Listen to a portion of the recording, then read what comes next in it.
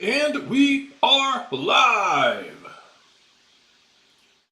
Right? One second. I'm going to get the chat logged in on my tablet.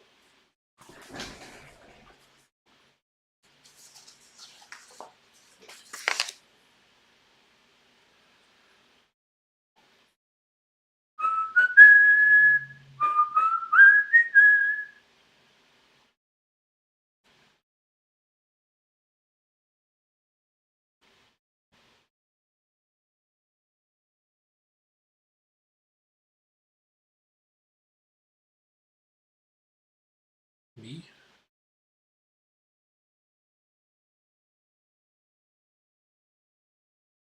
Videos. Live. Come on now.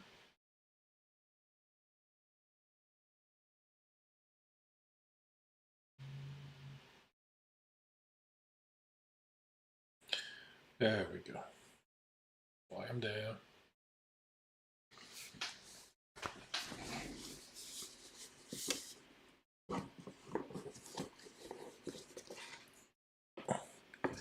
Get over here.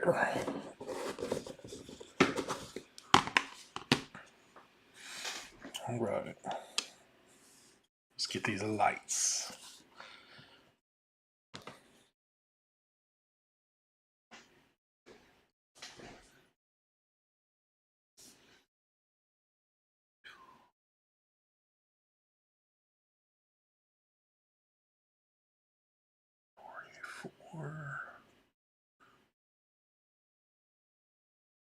All right, here we go.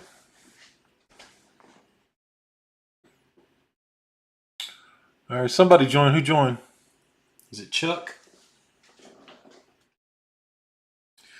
I promised Chuck drawing lessons, but I don't know that I'm going to give any drawing lessons today. So, Chuck, go back and watch this video from the beginning, which I need to tell you later on if you show up, not right now, because if you're not here, then you wouldn't hear that. Right? All right, here we go. Drawing curriculum.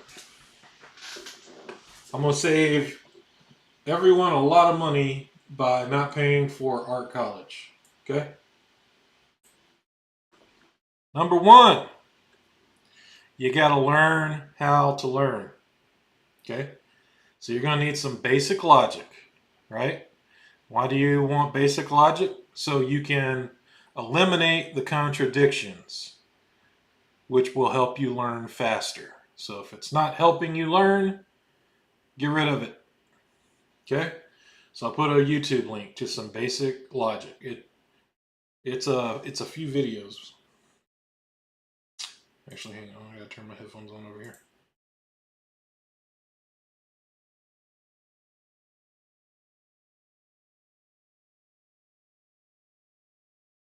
I assume you know how to read and write.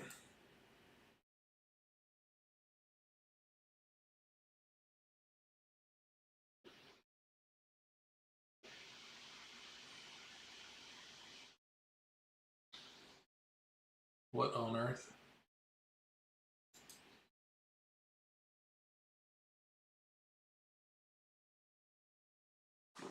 Why is this picking up audio? Is this picking up audio from over here?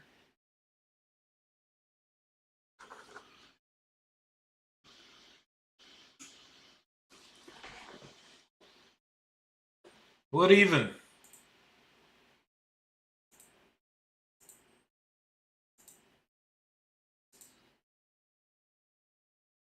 There we go.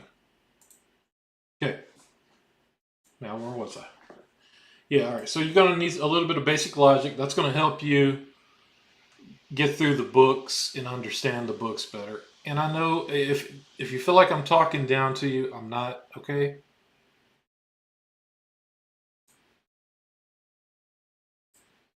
Yeah, exactly. See, dude, I beat you to that. I was saying that before you said it, right? Um, so next is the classic liberal arts. What's up, Genuine? Um, the trivium and quadrivium is what the church taught for, well, they still teach it, right? So this is, 2,000 years of of a teaching method. Trivium is grammar, logic, rhetoric, right? So this is why you need that basic logic. And when you get to the grammar, logic, rhetoric, it needs to be in that order because you got to get your definitions first, right? You got to know what you're looking at. So your perspective and your anatomy and all that, you got to learn that, learn the definitions of it, not necessarily where everything is, because that's just going to take time. But learn the terminology of drawing. And then the grammar is the logic part. So you come into the trivium with this basic logic that you've already looked at and learned. It gives you deductive reasoning and inductive reasoning and Boolean language. Yeah, so anyway. And then the rhetoric, that's for later on when you're trying to explain to somebody else how you learned how to draw. Okay? So now we got a basic understanding of language and terminology. So then you go to systems over goals. So your goal is you want to learn how to draw. And the best way to explain it is like, well, everybody wants to be rich, right? But why doesn't if wanting to be rich got you rich, then everybody that wanted to be rich would be rich, but that's not how it works. So how do people get rich? Well, there's a system, right? So if you hear about Michael Jordan or Kobe Bryant, they wanted to be they wanted to get into the NBA. They wanted to be the best basketball player. So what they do? They practiced all the time. They carried a basketball with them everywhere. Well, your basketball is going to be your sketchbook. Okay? That's your system. Anytime you have idle time, go to your sketchbook and work on stuff, right? And if you're still in the learning phase, which you kind of stay in your whole life, but like once you start working professionally, you don't have to constantly go back to the basics because you're going to know those already. All right, that's hopefully by that point it's ingrained in you. Although I like going over, like anytime somebody asks me how to draw or how to get good at drawing, I like going over all this stuff because it's a refresher. And the further you get along, when you go back and read that basic stuff, it's like amazing how everything you needed to know was all already there the whole time. And the books are written in a specific order for a specific reason, right? So anyway, systems over goals. You got to instill a system. And that's drawing, but drawing with purpose. Don't just draw to draw. Maybe you can do that if you're feeling down and out and your brain is just beat from like your day job or whatever you're doing and you just want to draw. Well, obviously any drawing is better than no drawing. But for the purposes of getting better at drawing, you need to draw with purpose, right? So you need to, if you're wanting to figure out like why your figures are stiff, right? Well, you got to go look at gesture and you got to practice your gesture drawing. You got to look at stuff like rhythm and how that affects it, and like the interconnecting S's and how you want flow and stuff like that. And that is going to be the bulk of your learning. It's all living in that sketchbook with a purpose. Mindset. I put the Kybalion in here. Now it can be any sort of anything that gives you purpose for drawing, right? Be it, innate, the kid in you. You want to draw because of what you watched when you were younger and you always wanted to do that. And it can be a religious purpose. And the Kybalion kind of threads that needle between a little bit religion, a little bit science, it can be a little hokey, but if you make it through the basic logic and the trivium and quadrivium, by the time you get to the Kybalion and read it, it's going to make a lot more sense. And that's going to help you keep your mind in the right headspace for drawing. And if you're not in a good mood or you're dog tired at the end of the day, you need a strong mindset to overcome your, the lack of enthusiasm you may have for whatever day, right? So that's where mindset comes in. Now you can read Tony Robbins for mindset. You could read the Bible for mindset. You can read the Quran for mindset. Because I feel like the Bible is very much like a mindset kind of book. Or you can follow people like Goggins or Peterson, or I mean even Joe Rogan. People have broken down a lot of clips of that. Your favorite fighter, or your Kobe Bryant wrote a book on it, The Mamba Mentality, and all that's a mindset book. I mean, he's got his nickname that he gave himself, but it's all in there. And if you'll find that all like guru kind of guys, all mindset kind of people, all are kind of saying the same thing. And if you read the Kabbalion and then you like listen to Tony Robbins, you're gonna be like, well, fucking Tony Robbins has got his shit from the Kabbalion. You know that movie, The Secret? It's kind of spun out of the Kabbalion.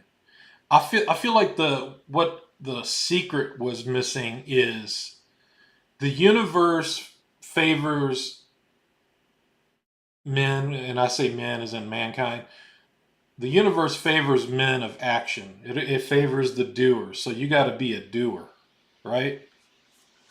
And now we get to the drawing books. I have George Bridgman, Complete Guide to Drawing from Life, and I have the first book because most people want, especially if you're on this channel, you're probably into comic books, and the most fun thing you can draw is the human figure, but it's pretty gnarly, right? I mean, there's a lot to it, and his book breaks it down to the basic shapes, basic anatomy, groups of muscles. You don't have to know every muscle as long as you know the groups of muscles. As long as you know kind of the contour of the thigh and the contour of the lower leg, you understand how the lats go in. You don't need to know exactly how many. I think there's the serratus muscles here on the side, that like those ones that kind of interweave. Yeah, you don't need to know the names of all that shit. You just kind of need to know where it is and suggest it. It's the overall silhouette is what really sells, and the overall gesture, right? And you'll see drawing can be, and this is why I love going back to this base level stuff, is drawing can be as complicated as you want. You can go into the tendons that connect the muscles, so you can draw a Mark Silvestri looking knee and how he has all that stuff just like in and out, or Bernie Wrightson. They really emphasize the tendons whenever they draw, and it makes it look super detailed and really cool. So I would start with Bridgman.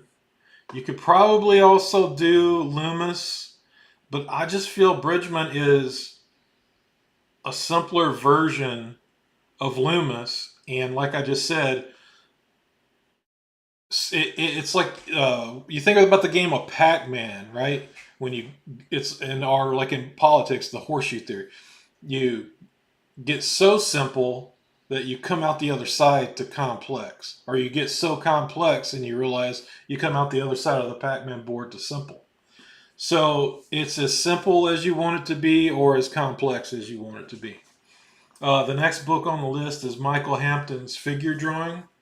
And by the way, I'll probably go back and edit this video and put the link in the description, but it's up on my X profile. I tweeted it out today, so it's a Google document, so you can click on it, go in there, and just copy and paste the links into the browser, and it'll take you to all the books I have listed here. They're on the Internet Archive. I'll let them deal with the legality of it. I think like authors give permission for it to go into quasi public domain. It doesn't give you right to print it out or anything, but you can go view these books on the Internet Archive. And like I've bought all these books, so you should buy them too, because electricity goes out and you don't have enough, or you don't feel like drawing, then pick up one of these books and read it, right? Anyway, so the next book is Michael Hampton's Figure Drawing, Design, and Invention. And I got into this a little bit yesterday. So this is like the next level up from Bridgman. It goes beyond the basic shapes and muscle groups into specific muscles, and he shows you the order in which to draw the muscles, right? Like when everybody draws an arm, the shoulder's usually the first thing they draw, because that's like on top. And then you have the bicep coming out, and the two heads of the tricep in the back. And then you got, I don't know the name of this muscle here, but it goes across here. Then you got the three that wing out, right?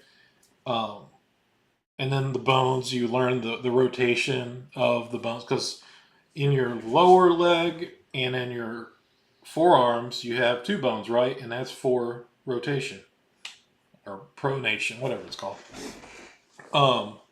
Hampton goes into all of that, which is worthwhile. And like I said, he goes into the hierarchy of it, the order in which you draw things. And trust me, like when you're ready for that next level figure drawing, knowing the order to draw things in makes it so much easier. But I mean, this is where you're like digging in. You're like digging down, getting a little more complicated. But the more knowledge you have, the depth of your knowledge will make the drawing simpler because you understand it better, right? Framed Ink by Marcos Matu Mestre. I don't know how to say his last name, but dude, this book blew my mind when I read it. It is incredible.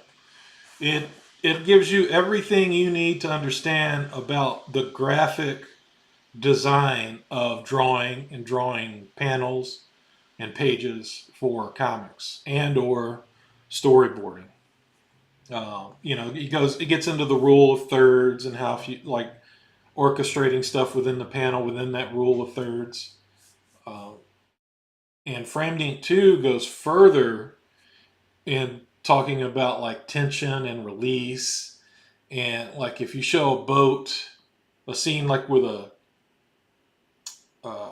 a life raft at the side of a boat, and you show mostly the boat, then the story is the boat. But if you crop down and you show the life raft, a little bit of the big boat in the background, but all the ocean down below, then you're gonna think about how vast the ocean is and these little bitty guys. So it gets into the storytelling a little bit in that, and how graphic design and proximity of characters, groupings of characters, camera angles, and all that. But it's a good book for understanding how 2D shapes in 3D spaces affect how the reader sees the art. Next book is John Buscema, How to Draw the Marvel Way. If you look it up, it's going to be Stan Lee, John Buscema, How to Draw the Marvel Way. But guess what? Stan Lee doesn't draw, so he doesn't get included in mine.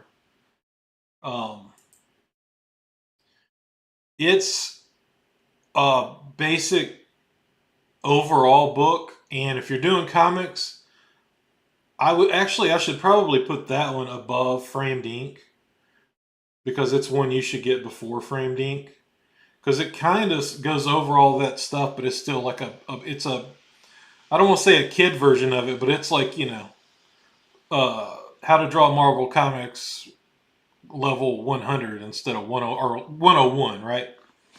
Not 201, which Framed Ink is like definitely advanced learning. Jack Ham, How to Draw Animals. He breaks down how most four-legged animals have basically the same anatomy. It's just all about proportions, like how much is put into their hind legs versus their front legs. And finally, Will Eisner's Comics and Sequential Art. Highly recommended for comics. Um, Framed Ink touches on some of this stuff, but uh, Will Eisner, there's just like so many examples, and he integrates lettering and stuff into his books. Uh, he explains how time works to create suspense, and yeah, there's just like hundreds of different techniques in there, all storytelling based. I might add in, what's the guy with the glasses? Understanding Comics, Scott McCloud. I might add that link in to the document. There's a couple more I might add in, but I feel like this is all the base level. This is all. This will get you started. Um, oh, I skipped over Scott Robertson. Scott Robertson is everything you need to know about perspective. It is a Bible on perspective. It's super dense. And actually, I would recommend before you go through the book, especially if you're learning, if you're an artist, you're most likely a visual learner, right? So Scott Robertson has, it's called the Gnomon Workshop, Gnomon, Gnomon Workshop. And he has 3 or 4 videos on drawing, like drawing cars, airplanes, and all that. But he has one on base perspective, and I highly, highly recommend that. Um, Watching that video back in '05 or '06, whenever it came out, um, really, really helped me learn perspective, helped me grasp it. It'll help you understand like camera depth and all that. And this book really, really gets into it. It gets into the science of all that stuff. So yeah, so that's that. Now I'm gonna draw. Looks like it's just me and you today, Jay Ryan. You made us send a link. Would you want to join in? If you do, let me know. I think I can send you a link that you can join in through Skype, and you don't have to have Skype downloaded.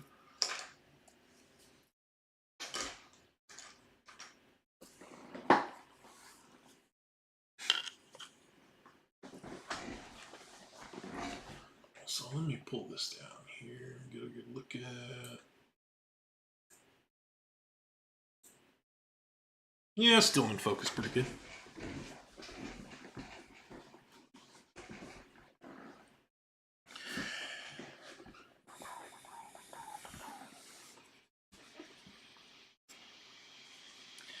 All right, I can't do anything more for the people. I'm teaching them how to draw.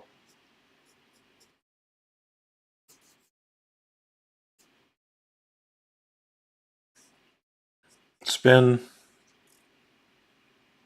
$300 versus I don't know 15,000 for a couple semesters of college.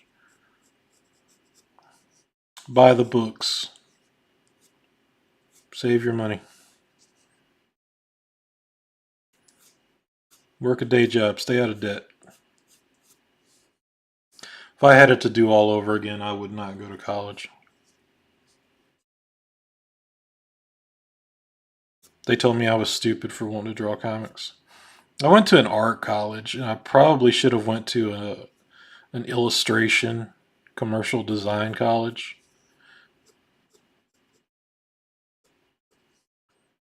Because I'm an illustrator, I'm not an artist. For example, when I draw an apple, it's supposed to be an apple. It's not supposed to represent uh, sex or whatever, Adam and Eve. Man, all those people in college were up their own ass. Holy smokes.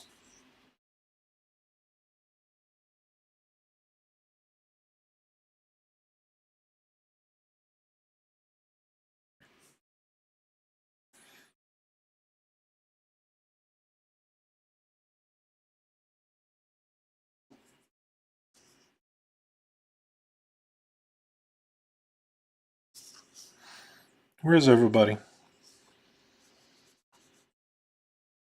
Why ain't y'all in here? Everybody's fighting the hurricane right now.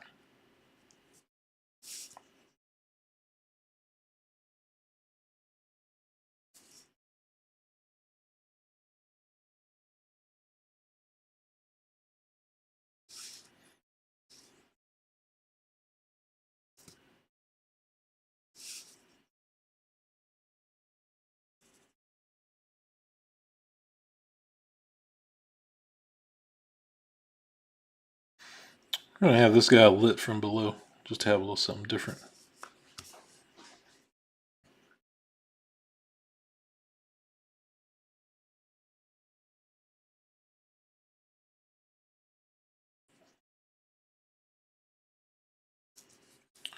He got his whole shit blowed to bits, so he's basically upper chest, shoulders, and arms. Everything else is not there. It's gone.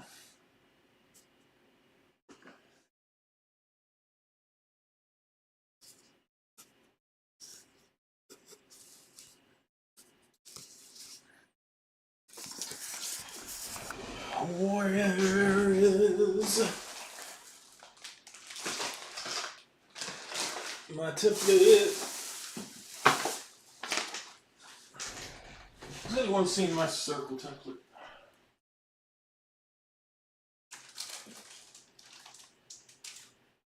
Alright. Well, I'm not going to dig through all that shit to find it. We're going to freehand it.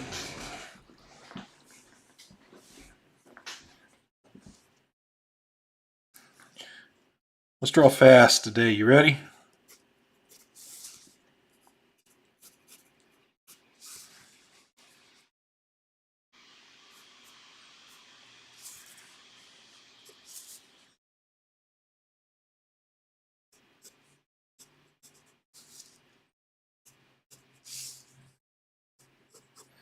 Yes, I was sitting in the bedroom last night, the TV going. Wife was watching the Shudder. We got a subscription to Shudder since it's Halloween. We're gonna watch all the scary stuff. I ended up just sketching. So I got 4 designs I can pencil up and finish today.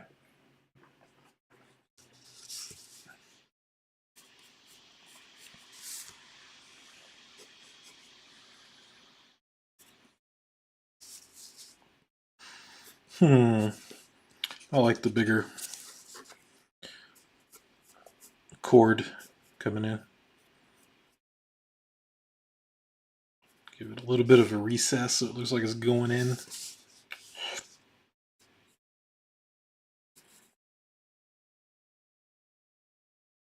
I'm super into Marc Silvestri stuff right now.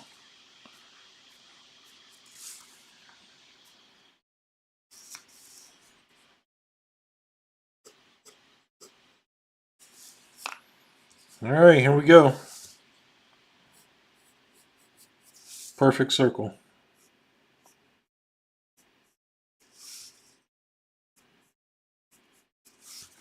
Disconnect and self-destruct, one bullet at a time.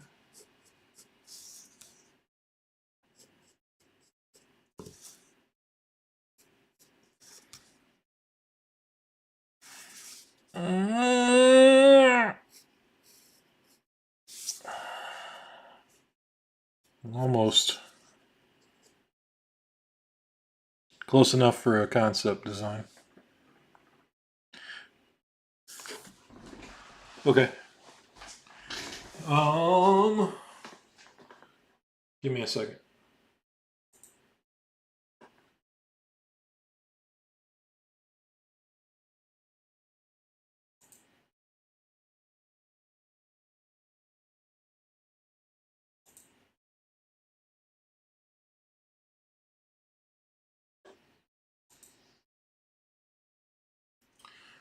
I'm gonna send it to you on Twitter instead of through the chat here on YouTube. I feel like that's probably safer.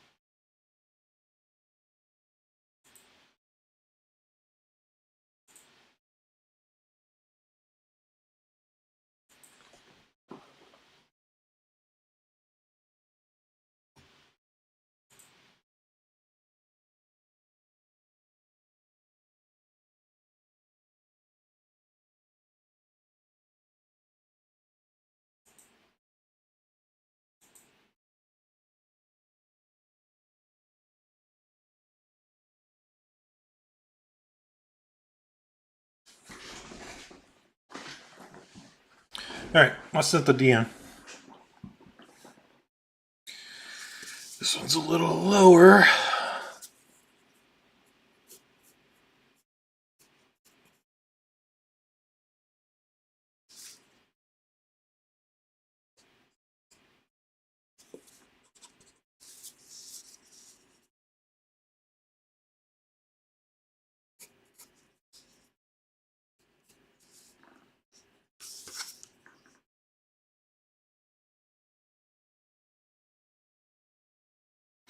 I might this weekend. I'll set up Rumble because Rumble kind of does what um, StreamYard and Melon or whatever it's called now. So I can invite in and host multiple people because nobody likes Skype anymore.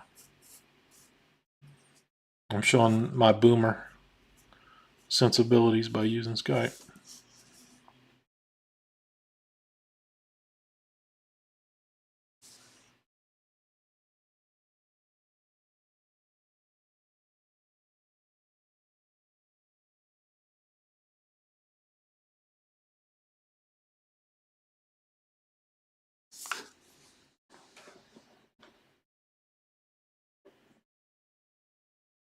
All right, let's start the call.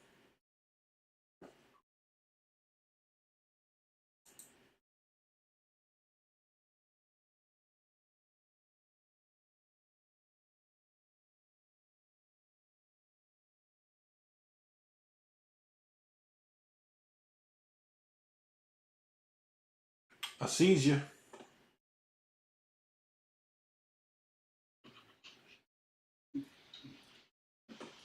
Hang on. Your audio's coming out through my speakers.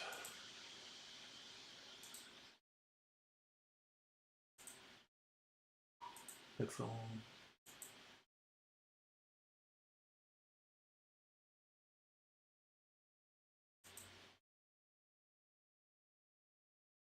All right, I'm gonna thread you in through OBS now. Hopefully this works.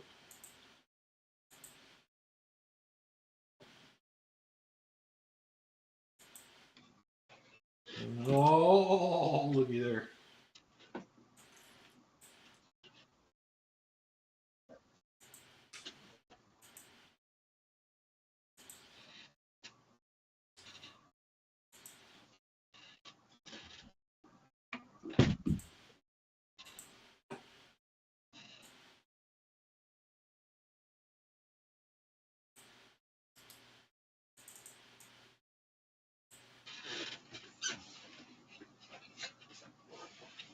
Oh, Phil's here.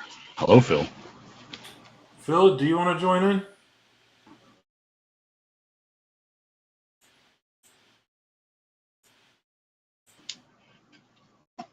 I'll send you the link.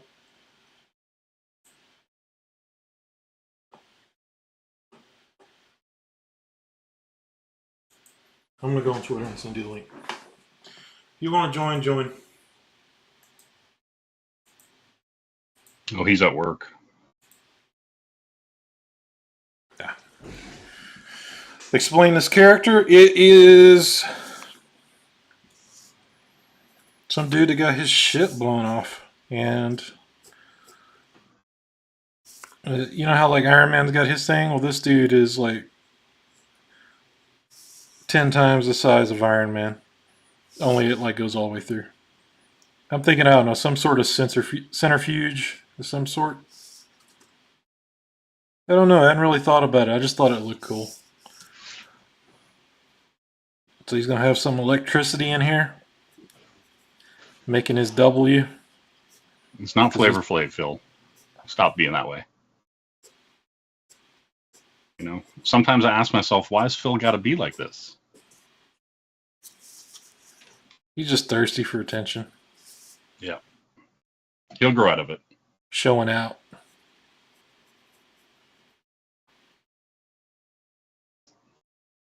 Yeah, and so now do you have like a full, like, kind of plot laid out in your head for these characters? Or are you just kind of like creating the characters and then going like they're going to tell the stories as they come up? I'm Nick has been like going crazy. He's like, you got to have. I'm like, no, dude. So I've been like, drawing all the stuff for John for like 3.5 Uh-huh. years, and I just want to cut loose and draw fun stuff. Not have it like tied down to story or any of that. I'm just drawing for fun. Yeah. So I figured I'd go ahead and do character designs, and if I have anything at the end of that, that's cool. If I don't, then who gives a shit? Because I'm just drawing for fun. Yeah. The thing, the idea was, I was just sitting there. I'm like, what would be a good idea for a comic? Because I'm thinking, I want to do my Mars book. I'm gonna have to go get me a part-time job just so I got a little money coming in. My wife can cover like almost all the bills. Like if I get we got 2 credit cards. If we once we get those paid off, I won't have to work anymore. But so there's all my personal info. Anyway, uh, so I got the Mars book I want to do, and I'm going to be like putting so much time into that thing. It's going to be. I'm going to write it. I'm going to overwrite it. I'm going to kill it. Then I'm going to bring it back to life, and then I'm going to write it again. I'm going to like really pour over it and make it perfect. And then I'm going to paint it. So the book's going to be entirely hand painted. And at the end of that, I think my plan is I'm gonna give the book away, as far as digitally, and Okay. I'm gonna make it. Uh, Anybody can make a digital copy and give it to anybody, but nobody has the right to print it. So I want this thing to Hmm. propagate. I want it to get out there, and hopefully it can take off, and then I can make my money selling the original art, since it's all going to be hand painted. And Yeah, I just as remember much, you painting some of those. yeah, just as much time as I've spent, or I'm going to be spending writing it, I'm going to spend, you know, 8 times that painting the book. I mean, this is like going to be a 4 or 5 year project. Yeah. But in the meantime, I thought, well, I look at stuff like Reaper Destroyer, and I think, I could probably do a book along the lines of that and get some pretty decent sales. But I've been stuck, in NDA land, not being able to show any art for 3.5 years. So, Yeah. that's why I'm streaming every day now. All of a sudden, so I'm going to spend the next few months streaming as much as I can. Like I said, I'm going to be getting a part-time job, so that's not even going to get in the way of it. Like my plan is to stream pretty much almost every day if I can, doing character designs and eventually um, doing actual pages.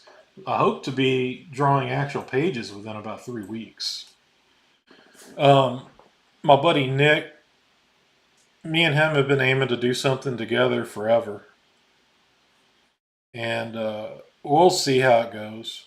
Like he did a design for me this morning, so I'm going to be doing this guy here later on.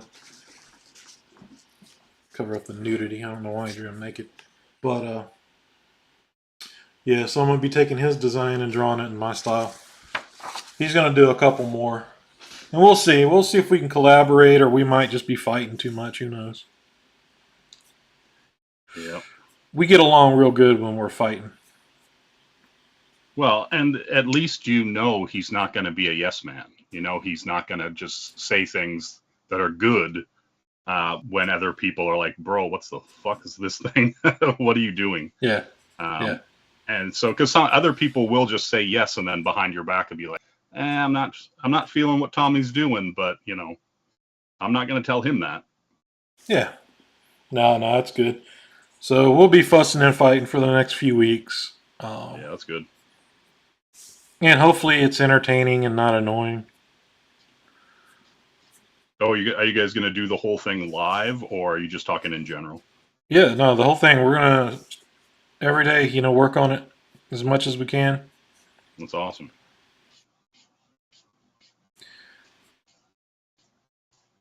It's going to be, kind of a behind the scenes on the creative process. Well, And like the thing is so many people, like, it's weird. Like, there's a billion places to watch people create and do things, yeah, but it's bizarre. Like, I get the same questions when I do a draw stream as you do when you do a draw stream. Like, well, how do you start drawing? How do you, get into sketching? How do you do this? And it's just like, you just got to sit down and do it. Like, that's you're why, always when I in. was going over that earlier, I'm like, the universe favors action. You got to Yeah. be a man of action and take initiative and go. Yeah, and most of the trouble in our lives is just getting out of our own way, Yep, and that's pretty everybody, much all of it. yeah, like, Yeah, and it's just like, if you just got up and did a thing, even if it sucks, right? Like, tomorrow's another day, and you just keep doing it. And, like, I say to people all the time, it's like, persistence beats resistance. And if yep. you just keep doing it, you're eventually gonna be better than you were the day before, the day before, the day before. And so, but I think it's like everyone's looking for that. Like, sometimes I feel like it's like they're looking for that thing that goes off in their head that will click with them to get them going, and they're just not here. Like artists are always in. If you think about alchemy and the philosopher's stone and turning, Yeah, stuff into gold, like artists are always looking for that next art supply that's going to make them the best artists. yeah, Like and it's like, today, even today, bro, a Dick Blick catalog is like a freaking Playboy magazine for me. yeah. Well, and that's the thing too, because, like, I was working primarily digital for like the last 10 years, Yeah. and I had people start going like, "Oh, can I get a commission from you?" And I was like, "Oh yeah, I can do whatever." And they're like, "Oh, but I want it on paper." And I was like, "God damn it!" Like, I got out of traditional because of the cost. Right. Right? Like, it's like you were buying, you buy a sketchbook, you buy a pack of pens. Copics are like $50 for a pack of six Copics, like, and so you just start getting a few colors here. You start getting some inks. You buy stuff, and you're hundreds of dollars super fast. Yeah. And and so then I was like, well, the traditional stuff will essentially pay for the supplies, and I just keep buying the stuff and doing sketch covers, and people have been buying the sketch covers and things like that. And so I'm just like, it's just that now for me, going back to traditional has been more about finding the tools I like, not having any problem getting the result I like, I guess is the best way to describe it. Like, I'll just buy some weird brush pen and mess with it, and I tend to go, okay, that's how that works, and then I try something else. I wonder if like you doing digital for all that time took a lot of that inhibition away to trying new I stuff. Yeah, I think it has, because I know, like, one of the reasons I went, because I used to oil paint and everything, and so once I went digital, I was like, well, I don't have to buy any of this stuff anymore, and I can just work, Yeah. right? Like, I don't have to think about supplies, I don't have to think about paper, I don't have to think about setup. I just work. And you'll get up in the morning or after work or whatever it is, and you just sit down and you do some work. And if you don't like it, you can just delete it. You can, you know what I mean? And you haven't wasted any ink, you haven't wasted any paper, or you can just redraw over it or whatever. Dude, And even still, like I get because I'm about to be painting this entire book. yeah, I have like 4 watercolor sketchbooks that are pretty good quality, and I am still like precious about those damn things. I'm scared to like yeah, waste paper, and I hate that. It drives me crazy. yeah. Well, what's funny? This is Jay Ryan, or you can call him Art and Times for short. Yeah, yeah. And, like, but the thing is like when I do sketches and stuff now, I just do it on copy paper. Yeah. Like, and like I did like an ink thing there a couple days back where I was messing around with like a brush pen, and it was just, I posted it just on Xerox paper, of Kenneth's character, and he liked it, and he was retweeting it and whatever. And I'm just like, yeah, it's just garbage paper, guys. Like, you don't got to worry about it. And that's the thing. So like, I don't know. And the only thing I'm kind of like sort of slightly precious about is sketch covers, because I'm kind of like, It's if I not your ruin this, property. I'm gonna. Well, yeah, and it's like, if I ruin this, I ruin the book, right? Right. And so I'm sort of precious about it, but not really. Like, everything can be fixed. Like, I know I did like a Gargoyles Demona piece, and I was doing it on stream, and I screwed up the moon in the background like hardcore, just messed it up. And then I just went in with some white and some pens and some brushes, and then I just painted the sky and the clouds in the back, and then fixed it. And I was like, yeah, there you go. It's like it's one of those things, like nothing is totally ruined, right? You can always kind of bring it back. And yeah, I do think digital gives you that freedom, and and so yeah, I don't know. I've never been precious about it. It's kind of weird. Man, I am. And like I said, it drives me crazy that I'm like that. Yeah. Well, like, and I get it, like, because like, I talk to like Shelby and stuff all the time. And then there's the young Noah who's doing his Mavericks book.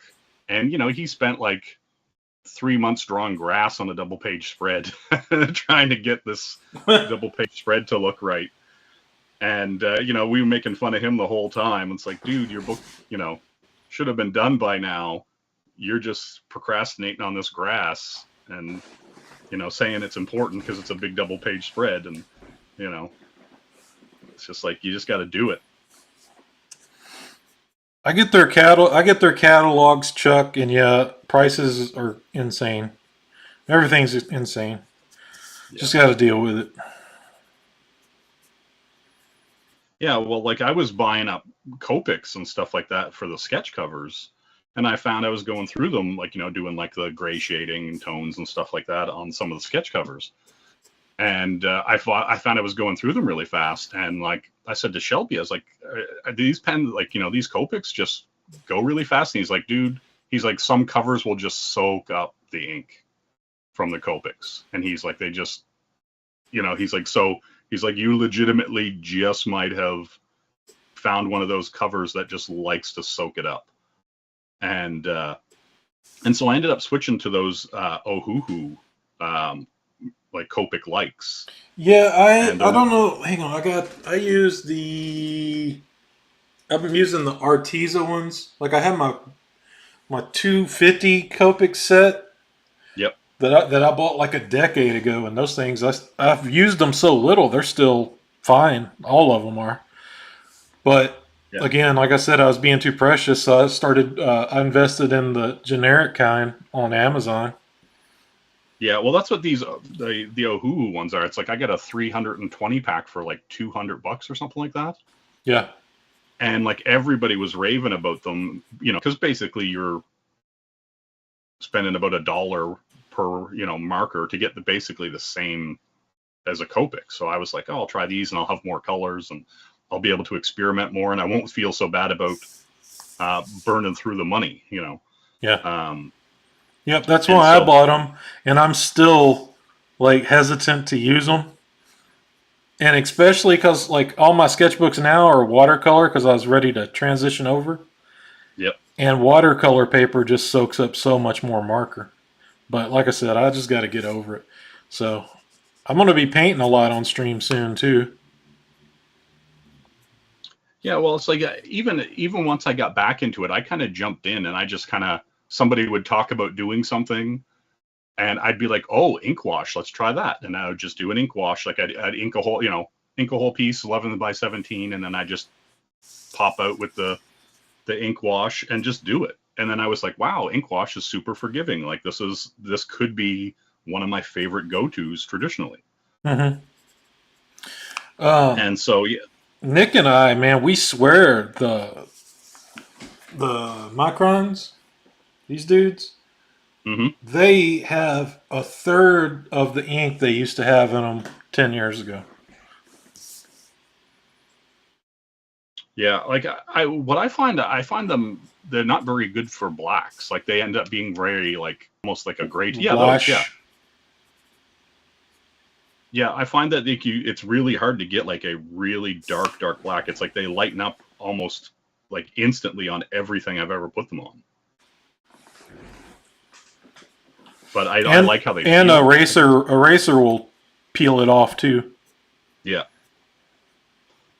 Yeah, Um, and so that's been the interesting thing is finding the tools I like that are giving me the exact result I like. You know, because if you're in digital, you're just like, I want a black line and it's perfectly consistent. I just swoop my arm at the right angle and there it is. Like, you know. um, hey Chuck, at the beginning of this video today, like after we're done streaming or whatever, you can go back to the beginning of the video and I go over a bunch of drawing, like how to draw stuff. You weren't around when I started the stream, but I wanted to go ahead and do it, get it out of the way before I started drawing. I got links and everything. You can go and I reactivated my Twitter or X account, so I'm Tommy the Comic Guy on there. It's like the same handle as my YouTube. So go find me, and it's like the last thing I posted on there.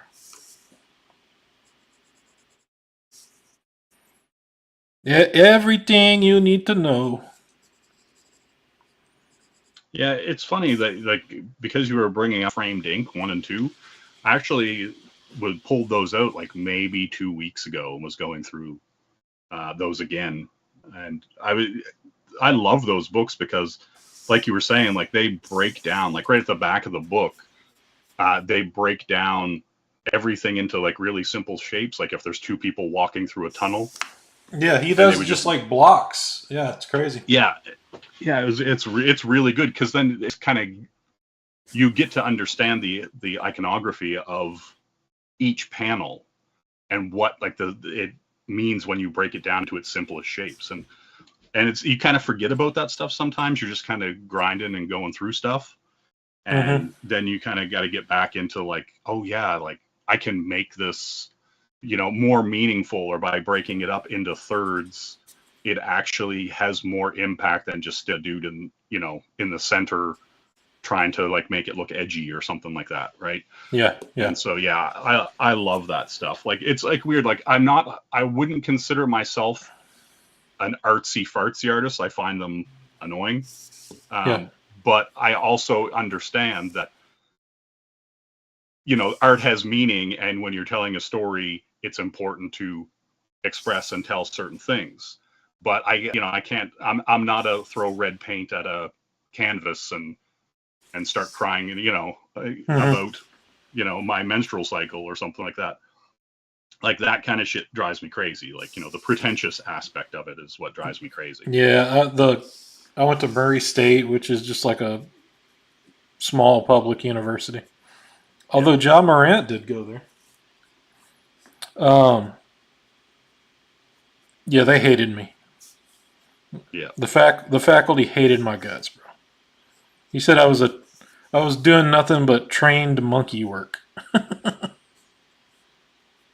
But like I that, did. but that's the thing though. Like a lot of times, like people think like What's up, comics and Sumo? stuff like that aren't art. Like, you know, and to an extent, like, you know, they were always kind of meant to be throwaway, Yeah. right? Like they were meant to be read and then you move on, right? And so like, but their impact is still felt. It's like one of those weird things where you can just like, you know, read a 22-page story and be like, oh yeah, and then later, you know, down the road you're like, oh, that shot where this happened or whatever is really cool, and you think like some of it, just flipping through it just sticks with you, right? Just the imagery just pops, and that's what I find important about it and interesting about it as a medium. I don't treat any of it as too precious.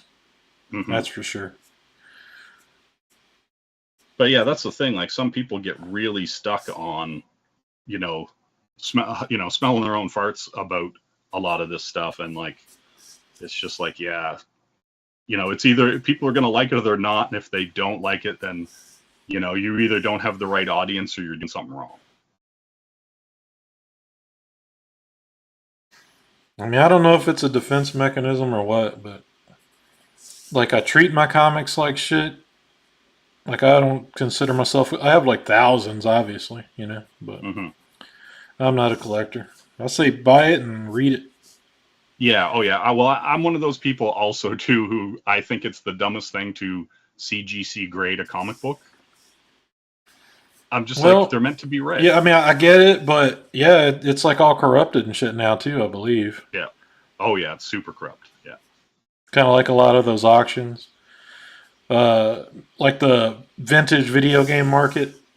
Like a Oh, lot of, yeah. It's insane. yeah, yeah. Like there's some high rollers that were fake bidding stuff up because they went and bought like the entire supply from a few Yeah. Well, dealers.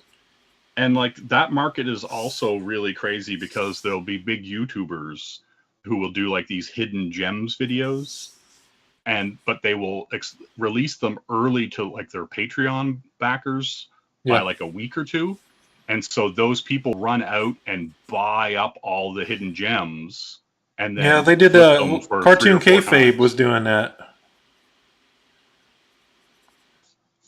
Yeah, and That's it's just wild. Like, that was one of the original downfalls of Wizard. Was they did that with the Valiant books, and people caught on. yeah, well, that's the thing. Like, there's all like no matter what it is, there's always someone scheming and scamming. You know what I mean? They're trying to find their hook that they can get easy money, right? Like, I know, right, dude? That's what I'm saying, dude. I'm about to spend 5 years painting a book that I'm going to give away digitally. yeah, well, it's funny, like because like I know, like I'm in a bunch of like artist discords and comic artist discords and stuff like that, and I said like, yeah, like I've been all these years kind of working on a book in the background, and doing covers and doing sketch cards and doing stuff for other people's campaigns and whatever, right? Like, but mostly I just been kind of keeping to myself and getting the work done. And like I mentioned, that I was going to do like a free, like either put it up on like Tapas or put it up on Webtoon or whatever, and then later on a campaign print it. But I was going to give, like this 20 or 40 page book away for free, and everybody was mad at me. They were like, "Why would you want to give it away for free? Sell it, sell it, sell it." And I'm like, "But it's a small chunk of a much bigger thing." Mm-hmm. And so I was like, if I can introduce people to it in 20 or 40 pages and then they're hungry for more, then I know that there's a market for what I'm doing, right? It's a really cheap and easy way to essentially advertise yourself. And they were all like, no, don't do it. Don't do it. Don't sell it. Like, I mean, don't give it away for free. They're like, sell it, sell it. And I'm just like, I could sell it to 100 people or I could give it away to thousands, right? And maybe when I go to actually charge money for it, more of those people show up because they've already got a taste, you know. Yeah, And so yeah, and so a lot of times they're like, you trying to get them hooked like a drug dealer, bro. yeah, exactly. Like I want them tweaking and jonesing. They need more, you know.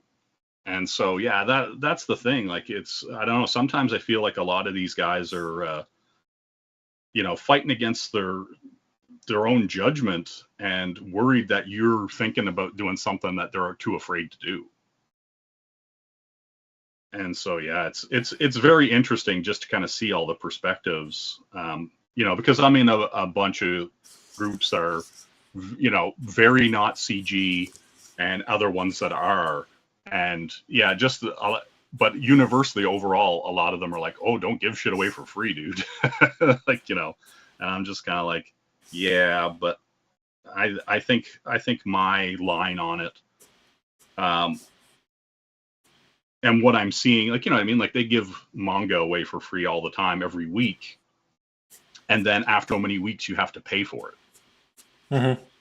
Right. And so they're doing that same kind of thing. And so if you want to reach a market, you kind of have to get them in the door first, right? You have to kind of feed them a little bit of it before you're suddenly like being like, hey, now give me money. Right. Like if you just show, because like, that's the crazy thing that blows my mind about a lot of these campaigns and stuff, they'll throw up a campaign with some not even some turnarounds, a few pictures of some characters and some covers, and there's no sequential art on the pages, and they're asking for money for a book.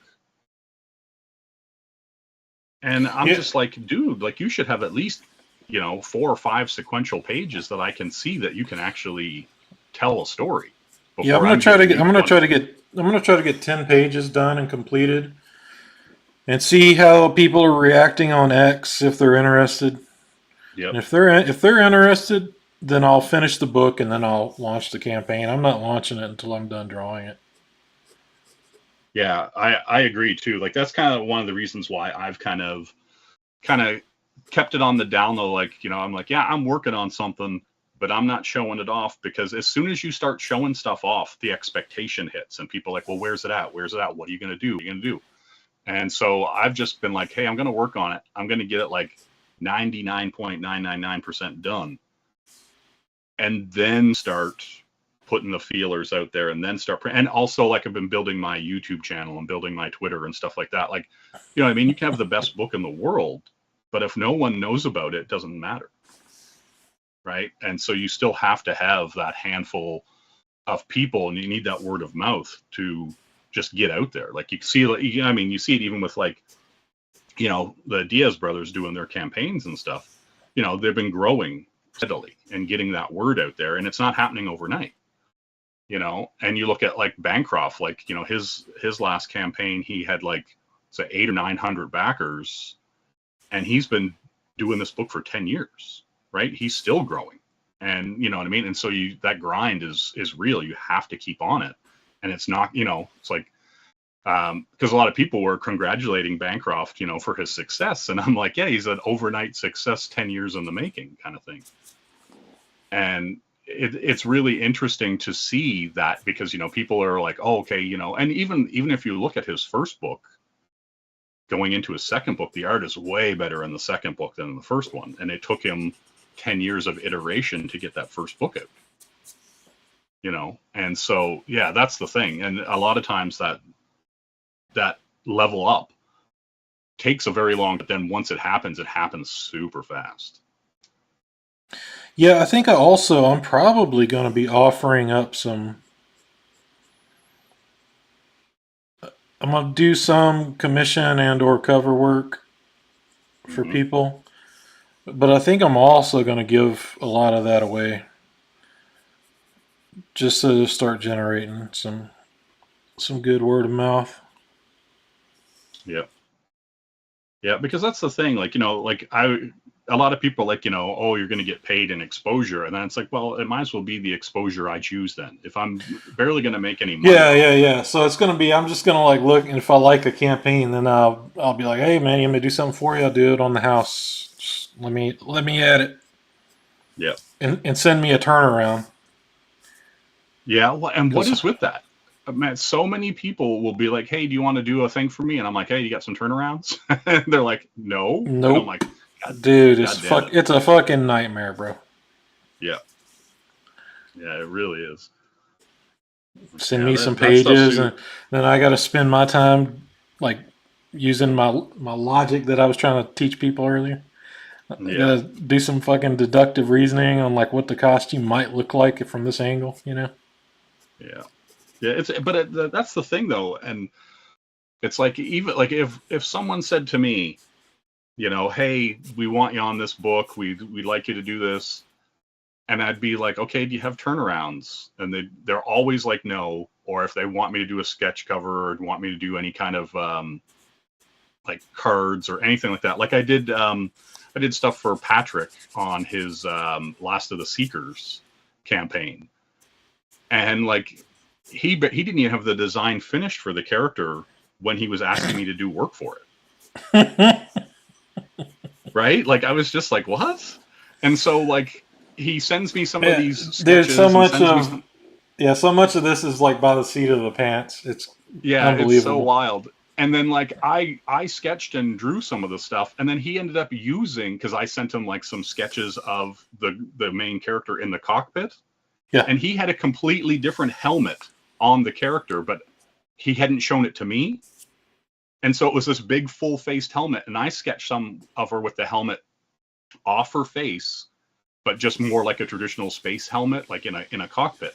And he ended up using that design in the final book, just off some sketches that I did, like totally uncovered the girl's face and the helmet and everything.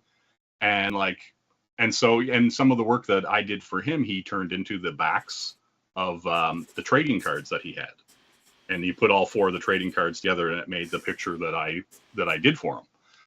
You know, and so yeah, just cool stuff like that. Like, you know, but yeah, so often people are just like, hey, do this, and they expect you to have some kind of sixth sense or some kind of artistic intuition that the character, you know, looks a certain way, or you're just going to get the design from seeing them in a rough sketch that some other random dude did. Yeah, I'm not a mind reader. Yeah. And so yeah, that stuff is, I don't know, that stuff's, it's, I don't know, like, but that's also the thing about art. Like, art is problem solving, you know, and people are unnecessarily causing you to solve problems for them way too often. We got another design down. What do you think?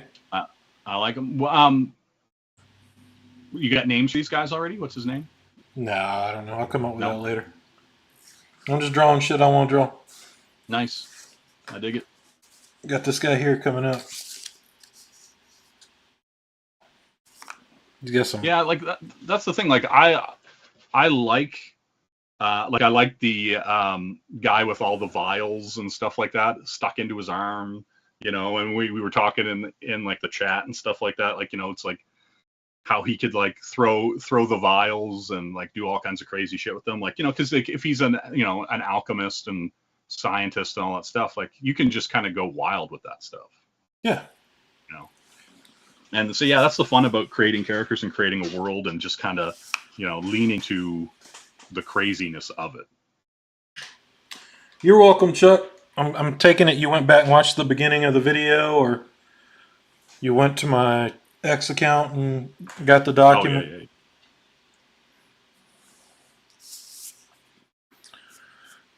Oh, yeah. And it's go through those books, Chuck. And after you make your way through those books and videos,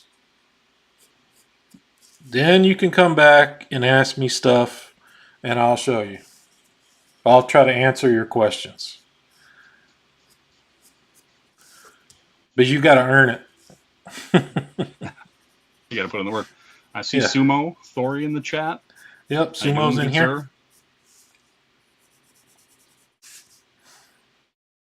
But yeah, I don't know, it's wild. Like, I don't know, just working with people is, it's part of the job, but man, it can be the most frustrating part of it. Like, you know what I mean? If you like, I enjoy doing the work, but then sometimes people come back and be like, hey, you did this whole thing. Like, you know, here's my favorite. Somebody will say, hey, I'd like to see what you would do. And then you go, okay, you know, and they're like, yeah, if you do something cool, you know, we'll hook you up. You know, it's the whole thing. And then you go, because that's kind of the thing that frustrates me about, I don't know if it's an ego thing or, you know, whatever, but a lot of times people will ask you to do something because they feel that your art style or you or whatever will bring something to the table, right? Like that you'll put butts in seats or people will buy things because you did it. And then you do the thing, and then they're like, "Oh, I can you change this? Can you do this? Can you do that?" And I'm like, "But you asked me to do what I would do, right?" And so I'm like, "That's what I would do." Yeah, they start hemming and hawing after the fact. Yeah, and I'm just like, so if asking for what I would do without giving me any direction, this is what I would do. Why are we arguing? Or why are we having an issue now when you came to me? Like, you know what I mean? You came to me and thought that I was going to add something of value to your project. And now you somehow feel like you have to dictate or direct. And so, yeah, that kind of stuff always, you know, always rubs me. And it's kind of why I limit who I work for. and work with. Like there's been a bunch of people I turn down, or I find it the other way. The second you start talking money, they disappear. Yeah. And I'm like, hey, because like there's been some people who are like, oh, I can't afford that. We're a small indie book, and I'm like, then why did you come to me? Why did you ask? Like, I'm not giving shit away for free. Like, my time is worth just as much as anybody else's. So why should you expect free or dirt cheap for me? And you're going to make money off me, right? Like you're asking for a cover or, a trading card image or a mini poster or whatever it is. Why is the well suddenly run dry once you come knocking on my door, kind of thing?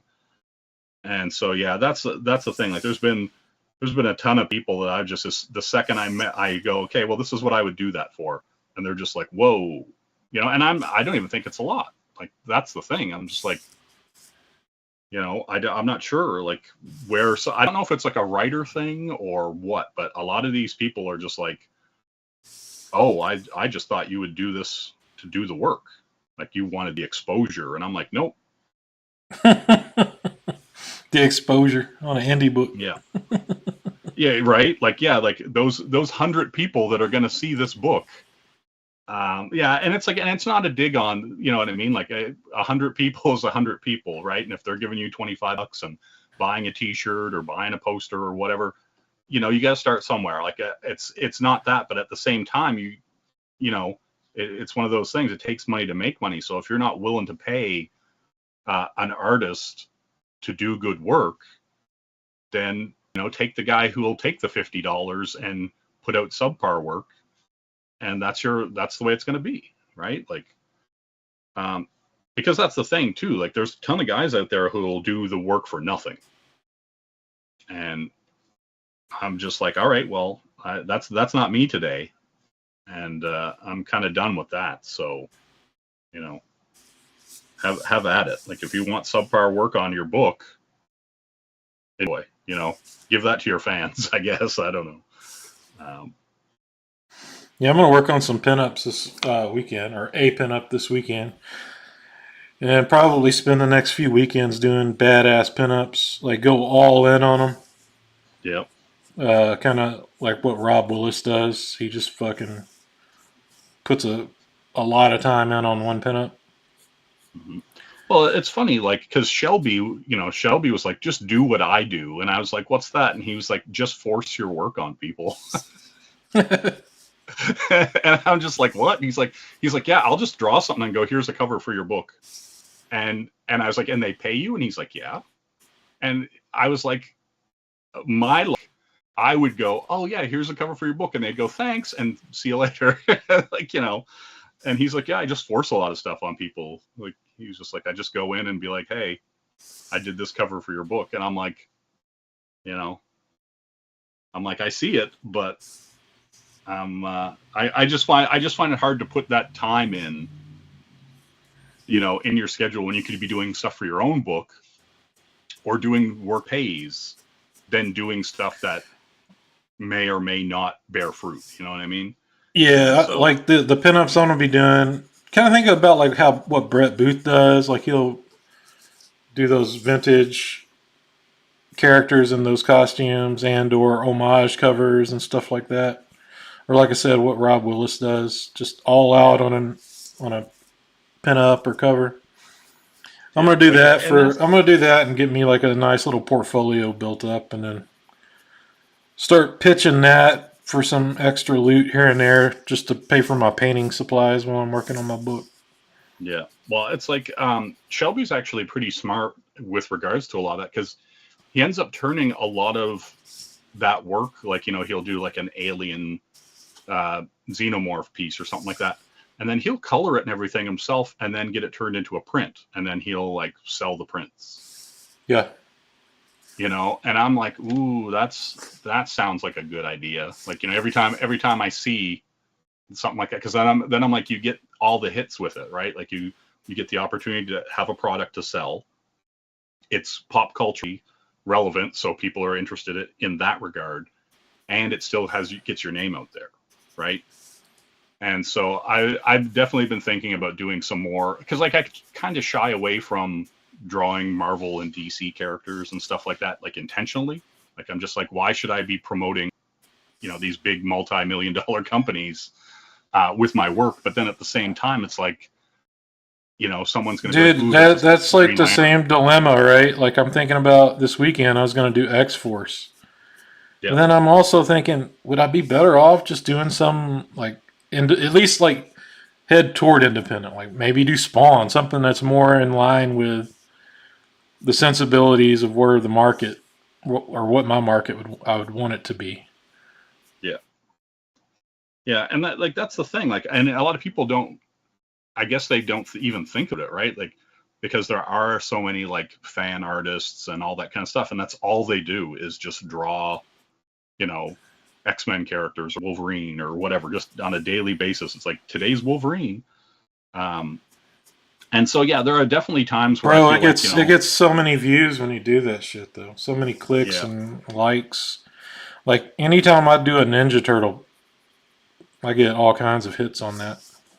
Yeah, and that's the thing. Like that's the dilemma, though. Like I'm just like, do I waste my time drawing the turtles, or do everybody's running around say Gambit quotes? Like should I just be kicking out Rogue and Gambit pieces? Like and like just to kind of get people like Yeah, like that's to like see I it. said, that's where I'm at, right? So this weekend I'm like, I really want to do X Force just because that was the first comic I bought, and that's what like really got me going.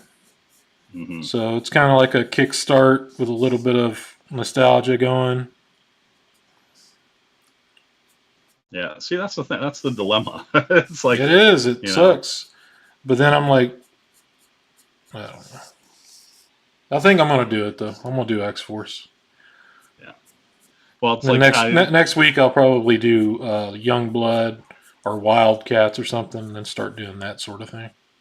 yeah. I think I'm gonna kind of cheat and do Inktober this year, but I was looking at that. I saw what's his name, the Bane guy, the guy that oh, did I haven't. created Bane. Oh, Can't think of his what the name right hell's? now. Oh, it's killing me. Not the artist guy Yeah, or the writer. the artist guy. Oh, Jesus Christ! He's got that Frankenstein book. And Yes. Oh, Jesus. What the hell's so that stupid. man's name? I bet anybody see that think we're trying to big time this dude. No, I'm not trying to big time him because Graham Nolan. Graham Nolan. Jesus. Jesus I Christ. kept trying to say Chuck Dixon. I'm like, it's not Chuck Dixon, Tommy. Yeah. Graham Nolan. Yeah. Got to take my vitamins. Jesus. You need your ginkgo biloba. Yeah.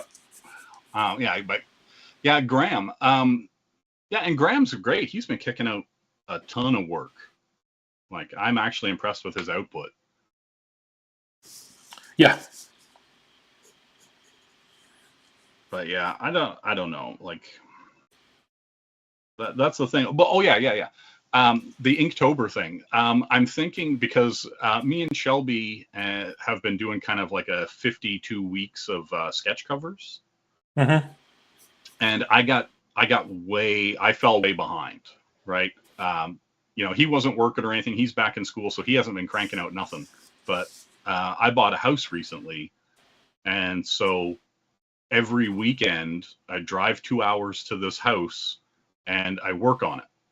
And so I've been a lot of my free time that I would basically spend, doing art and doing commissions and, doing stuff like that has been spent, putting up drywall and mudding and putting new flooring in and doing all this stuff for this house I'm going to move into soon.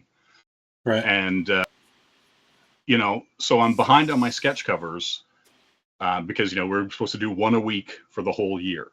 And so I did pretty good for the first 14 weeks. And then I kind of fell off because I was getting busy and all kinds of stuff with work and whatnot. And it's mostly like it's mostly an excuse to work traditional, right? Yeah. And so I think I'm going to kind of cheat and try to crank out as many as I can sketch covers in October for Inktober, right? And so I can combine the two, and it's still fair play. I've never made it longer than like 2 weeks into Inktober. Yeah. Although this year, there's a good chance I could do it, actually. Yeah, well, and the thing too is like I might mix in sketch covers, and then just like when I'm doing the sketches on the copy paper and inking them up with different tools and stuff. And so I just might, set aside an hour every day, or a couple hours, and maybe skip a day or two, like, because of life. Yeah. And do a couple things one day, and then if I don't have time the next day, that's fine. I've already done two. So yeah, I'm gonna give it a good gung ho attempt, but it'll kill two birds with one stone kind of thing, where I can catch up on my sketch covers, and then still get some stuff out there while people are looking for that stuff. Where you at? You in Canada? You got that? Yeah. Okay. Yeah, I'm in the fabled Canadas. You got that accent rolling. Rolling. See, here's what's funny though. Like, I've been to the States a number of times, and most of the time when I'm there, they're like, I don't recognize your accent. Like, I spoke to a guy, I went to E3 like a handful of years back for work. And I was talking to a guy, and then he was like, where are you from? And I was like, oh, I'm, Canada. And he was like, oh, I work in, when he's not working with video game stuff, he was like in the OHL. And he was like, I'm in Canada all the time. And he's like, you don't even sound Canadian. And so I do find it funny when people, I don't know what it is I'm saying or what word it is, that people go, oh, Canada. It's the out and about. But the thing is I'm not saying a boot. Like, you know what I mean? Like, I'm saying you have enough in there. Enough. I picked up on it. Yeah. But yeah, no, it's always been a good thing. No, I'm out Steve McNiven's way. See, there you go. You did it again. Out. Yeah, out. I'm out. No, well, I used to manage. I'm from the South. I don't know if you can tell. Yeah. But no, I used to manage a comic shop that Steve McNiven used to come into all the time. And so it was always interesting, chatting with him, because he's the quietest dude ever. Like, I was pretty good buddies with his inker there for a long time.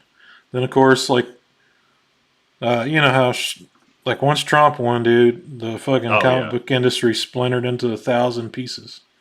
But yeah, me and Jay Lyston used to be pretty good buds. Yeah, it's so crazy, like, how that broke everyone's brain. Fucking, I know, dude. It's so dumb. Right? Like, but the thing is like, even when I was a kid and growing up and stuff like that, my parents always said, you don't talk about two things at work: religion and politics. And then somehow we got out of that, and politics became, everything, and religion became like such a divisive, like, topic. And yeah, it's just so weird. Like, I think we're heading out of it. I think we're through the rough part. I think we're heading back toward everybody would just rather shut up and talk about fun stuff. That's where I'm at, right? I just want to draw cool characters, doing cool shit, looking cool. But like that, but the sad part is that by you saying that, you've basically like told people everything they need to know. Yeah. Like, because you haven't said that you value representation and whatever above all other things, they now know who you are. Yeah, I don't know. I do think we're through that. I think we're coming out the other side. I think everybody's just fatigued by it. Oh, I hope so. Yeah. That's my plan, dude. No more political tweets for me. That's been my Twitter for 3.5 years. I'm gonna be all Yeah. art. I'm scan these in either tonight or tomorrow and start posting so I can get art flowing up on my profile again. Yeah. No, that's the thing too. Like, and I get so tempted. Like I'll see something and I'll be like, oh, that, ooh, like, and then I Yeah. have to stop myself from like retweeting it or making some comment, because like that's the thing. There's always going to be one person that's just like, oh, I had no idea that Jay felt this way. Block this dude, right? Like Yeah. when we would have been fine otherwise, right? And so I just was like, yeah, just for my own, like, so I don't have to deal with it or I don't have to do any explaining to people. I just tend to avoid talking any politics like on Twitter and stuff like that.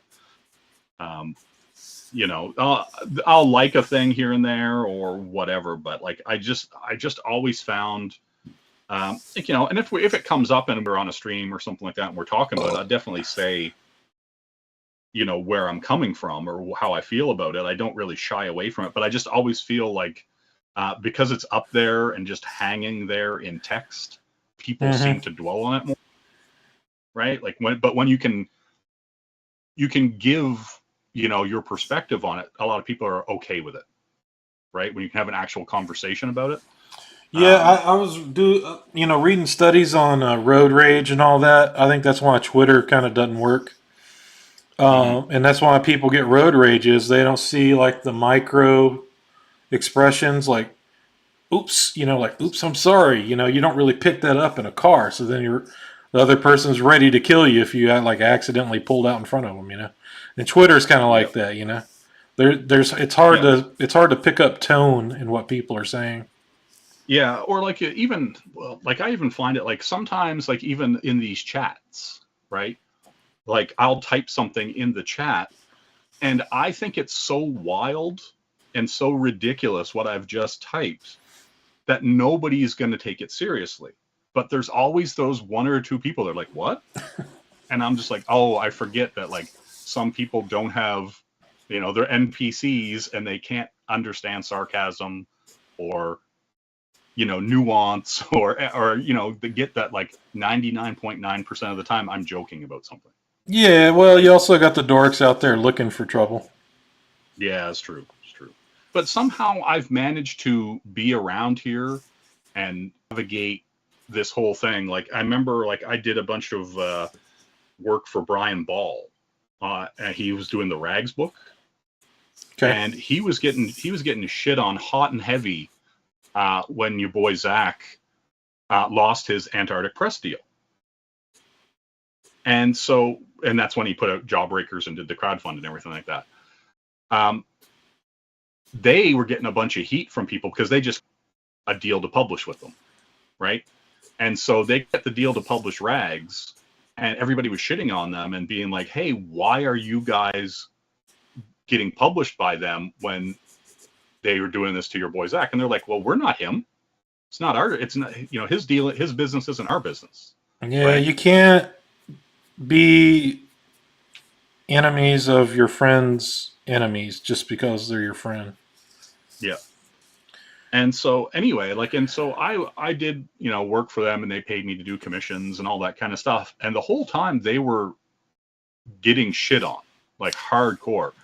And no one ever came to me and said, "Why are you doing anything with those guys? Why are you like?" And so even through a lot of this stuff, like I've been able to just do what I do and not really get caught up in any of the drama and not really been asked to pick a side or do any of that kind of stuff. And it's I think it's kind of because I've just been pretty clear that I don't give a fuck about other people's problems, right? Like I'm just like, hey, you guys don't get along and I get along with both of you. That sounds like a you problem, not a me problem, right? Yeah, yeah, But yeah, yeah. that's, It's I don't not know. like I can't do anything about John and Phil hating each other's guts now. Yeah, right. Like, and so that's the thing. Like, yeah, and everybody like, and that's the weird thing too. Like, everybody seems to have this weird thing. Like, everybody should get along. And I'm just like, everybody doesn't get along in real life, and business is business, all that kind of stuff, and, personalities clash, and, people think people have done one thing, and, whether it's true or not, or all, and so it's just like, I kind of roll with if people are good to me, then I treat them well, right, in return. And so if they haven't screwed me over or haven't done anything that I perceive in their personality to be a problem, then I'm fine with them, right? And so, yeah, I don't know. And there's so much, kayfabe, and so much like double talk, and so it's one of those things where it's like hard to discern sometimes when some of this shit is just done for the drama clicks, and when some of it is based somewhat in reality, right? Like, I was in one of the DM groups for about 6 months, yeah, and that's all I could last, dude. I couldn't handle it. yeah. I was yeah. ready, Well, I was ready to claw my eyes out. yeah. Well, and that's the thing. Like, a lot of that drama is just wasted. It's wasted energy. It's like, man, if you guys, actually put that energy and time bitching and moaning about people into your work, man, your work could be something fucking to talk about. Like, you know what I mean? And so that's the kind of thing. Like, I'm just like, and like, when all that stuff was going on with like Patrick, and they were doing the DM group and the Dungeoneers and all this stuff, I almost like, I was like super glad I wasn't in that DM group. I was like, oh god, I'm glad nobody offered me an into that group.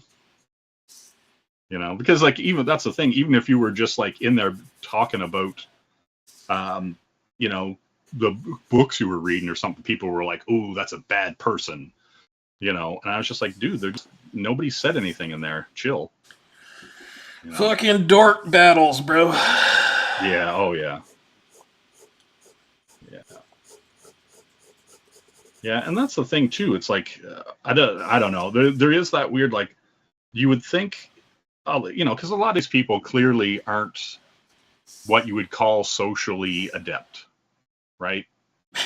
And so you would think once you got into, I don't know, for lack of a better term, like a better social standing on the internet, right? Like, because this kind of situation, like even that we're having right now, right? Like, we can now have essentially like an old Image or Marvel Studio set up online. Like, we can sit here and we can share our work, and we can talk, and we can motivate each other and aggravate each other and like, and just kind of get people to up their game just by being in these kind of rooms and showing off each other's work or talking about the work we're doing. And so we're really privileged to have access to each other, right? And but yet you waste that time so much, and waste the knowledge that we could all be gaining from each other by squabbling over bullshit, right? Like, I don't know, it's really interesting. I'm not sure if it's like an ego thing for a lot of these people, or they're just too dumb to know better. Well, even like talking about it now, it's just like I'm getting, like, even this conversation, I'm like, yeah, even this is starting to feel like a waste of time. Yeah.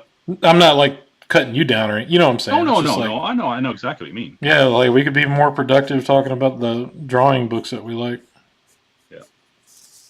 Yeah. Well, speaking of, I picked up Panel Discussions. It's really good. Who did that? It's a Tomorrow's published book. I have a couple of theirs. Yeah, they do some great stuff. Like, Tomorrow's did one of my favorite books, and it's called Working Methods. And they give 4 artists the same script, and one of them is Mark Schultz, and one of them is Kelsey Shannon. And this was when Kelsey was all digital, right? Like, when he was like peak Kelsey, like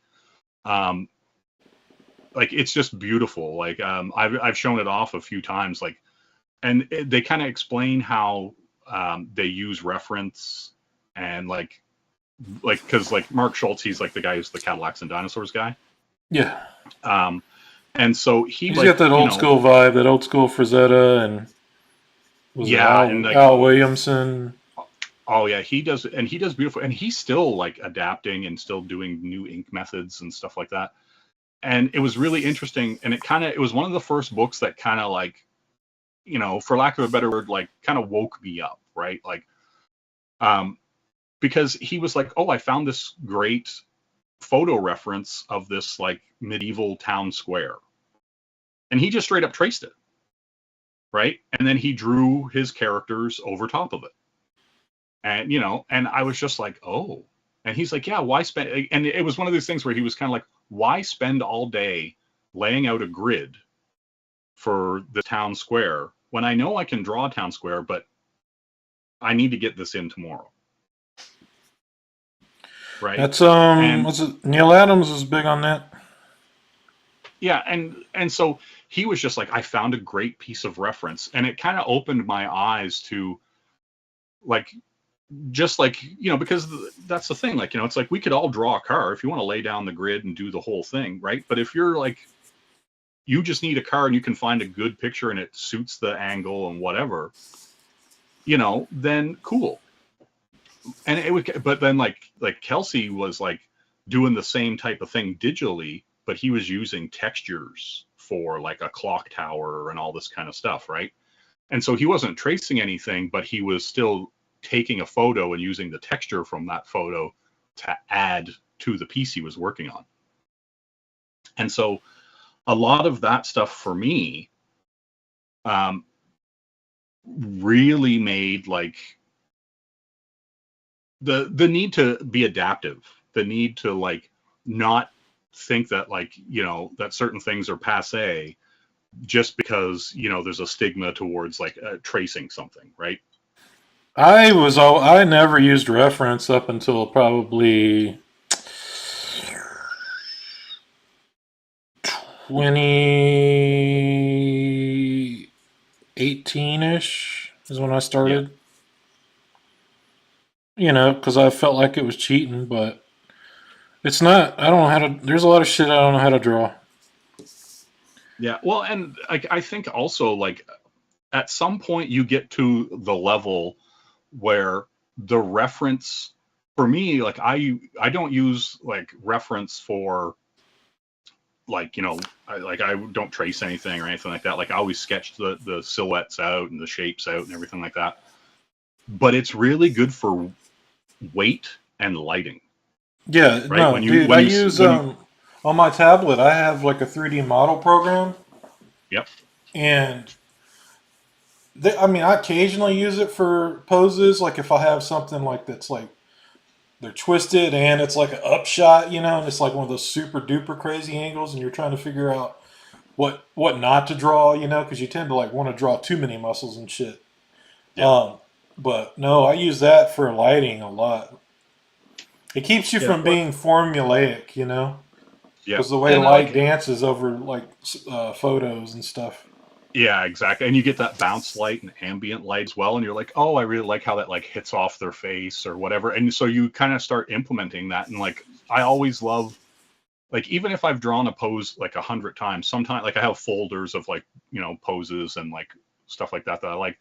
And you just kind of get that understanding of weight, like when they're leaning on a hip or they're leaning on a wall, Mm-hmm. that sometimes it's so hard to get just out of your head.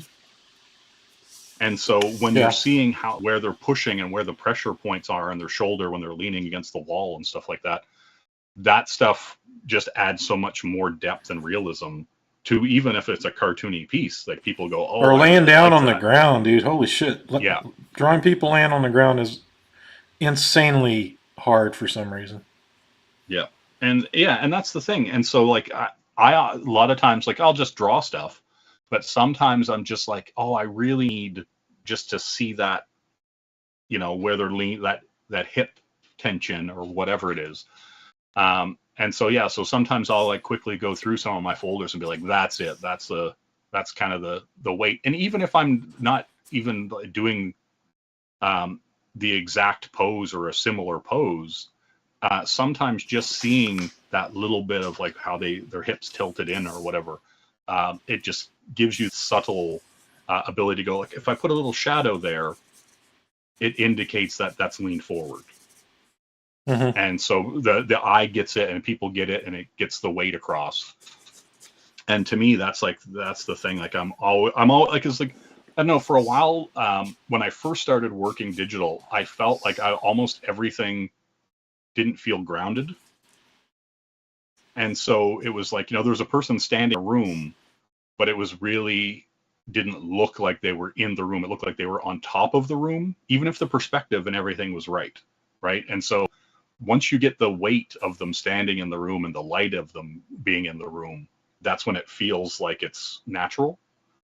Yeah. And it's really hard to capture that. Like, and that's the thing. Like, I don't know, like, I love that aspect though. Like to me, that's the part that makes the art exciting. It's like the problem solving and figuring out each thing that you're doing. And so that's what makes me hungry to keep doing it, and like, and looking up new techniques, or I'll see somebody doing something online and I'm like, how did they do that? Like, or like young Noah here, has shown me some like pictures, like he's kind of going on an art journey too, like with stuff that's influencing him, right? He's seeing stuff and he's like, oh, it's not traditional comic art, but I really like this. And so he would send me something and I'd be like, oh, that has a cool texture on. He's like, oh, what do you mean? And then you just up the contrast of it and you could see the texture that they had used, and he's like, well, why are they doing that? And I'm like, well, the texture kind of almost like a canvas. It kind of fakes detail and depth where there really isn't any. And so, I was like, so yeah, like, and I showed, like, and I said, I scrolled through this artist account and I said, see this here? They're doing the same technique without that texture, and see how flat it looks. And, and so now he's like looking into textures and looking into, doing stuff digitally like that. And so like, that's what's really interesting about all this stuff, right? Is that we can actually, have that's those kind of like why I conversations and do think that stuff. Sean Murphy exploded whenever he came on the scene, Yeah. because he had like a whole set of language that he introduced to people. I mean, obviously everything's been around forever, but Yeah. his particular combo was super awesome. Yeah. Well, and that's the thing too. Like, I do find it funny because, like, a lot of people think the thing that they're doing is super new and super fresh, but like, it's just a pastiche of like, 100 people that have come before you, right? And you're just picking and choosing based on a variety of influences that kind of eventually work their way to you. And so, like, yeah, that to me is the kind of interesting thing, is kind of seeing the trickle down, I guess would be the best way to describe it, of like what all our influences are and how a lot of times they intersect, and you don't realize that because everybody watched this movie and then that artist was a big fan of that movie, that now everybody is now been influenced, 4 steps removed by that movie, and they just never even seen it. Just things like that. Like, you can look at my art, these character designs I'm doing now, and they're an order of magnitude more cartoony than the stuff I was drawing in Graveyard Shift. Mm-hmm. He definitely, he was wanting me to do more of the Jim Lee, Rob Liefeld kind of stuff, which, Rob's cartoony in his own way. Yeah. But yeah, no, I lean more toward, like I said, James Heron and Ryan Otley, and yeah, maybe Ryan Stegman. It's like interesting. Like, Ryan Otley is really interesting to me because when you see stuff that he does on his own, it's like super detailed and like really like different. It's like it's his comic book work turned up to 11, but when he's doing like Invincible or something like that, it's really cartoons, really exaggerated, but it's still detailed, but not as detailed as his other stuff. It's really interesting. That Cerebus that he did was incredible. Mm-hmm. You know which one I'm talking about? Yeah. It was like 1 million hatch lines on it. Dude, so good. Yeah. Like, yeah, and another guy who, like, I really love, and he's kind of downplayed, is Kerry Nord. That guy is awesome. Yeah, I've always liked his stuff. He did the Valiant stuff there for a long while. Of course, he did Daredevil for a while. Yep. I don't know what his most recent stuff was. Maybe Conan. Yeah. I don't know. Yeah, he did the Conan stuff. Yeah, just like I don't know. I seen his stuff when I was just like, wow, it's so loose and so raw. Um, but yet still feels like solid. Like still feels like substantial. It's like it's I don't know. It's because like I also like I don't know. It's He really hits a weird. really Like good Frazetta type note. yeah, yeah, absolutely. Dave Finch had him on, and he was like drawing and doing like pencil sketches, and he was like talking about using like carmine red coal erase pencils, Yeah. and then painting over them. And he was like, and the red kind of basically what he was saying is why he used the red is that it kind of the coal erase would blend with the watercolors and stuff like that, and it would also add like a more like that there was blood under the skin while he was painting. It was really interesting. Like, and so like I was just like, Yeah, oh, that's like kind of cool. I went through the Nathan Fulks course on schoolism. Oh, okay. Yep. He did a lot of the animated movie color keys. If you saw his art, you'd like immediately recognize it. He also does like charcoal portrait type stuff. Yeah. I don't know if you've ever been on the schoolism site, but I've signed up for their courses and stuff, and they're really good. They're worthwhile. But yeah, I think that's one of the things I'm going to do whenever I'm doing the watercolor. Obviously, depending on the scene, my underdrawing will be done in different colored pencils, just depending on the temperature of the scene. Like I look forward to figuring all that stuff out.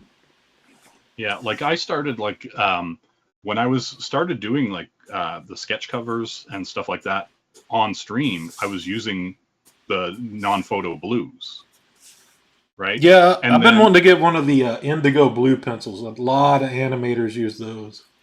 yeah, but then I started using the red because people can see them on stream, so they can actually see your pixels really well.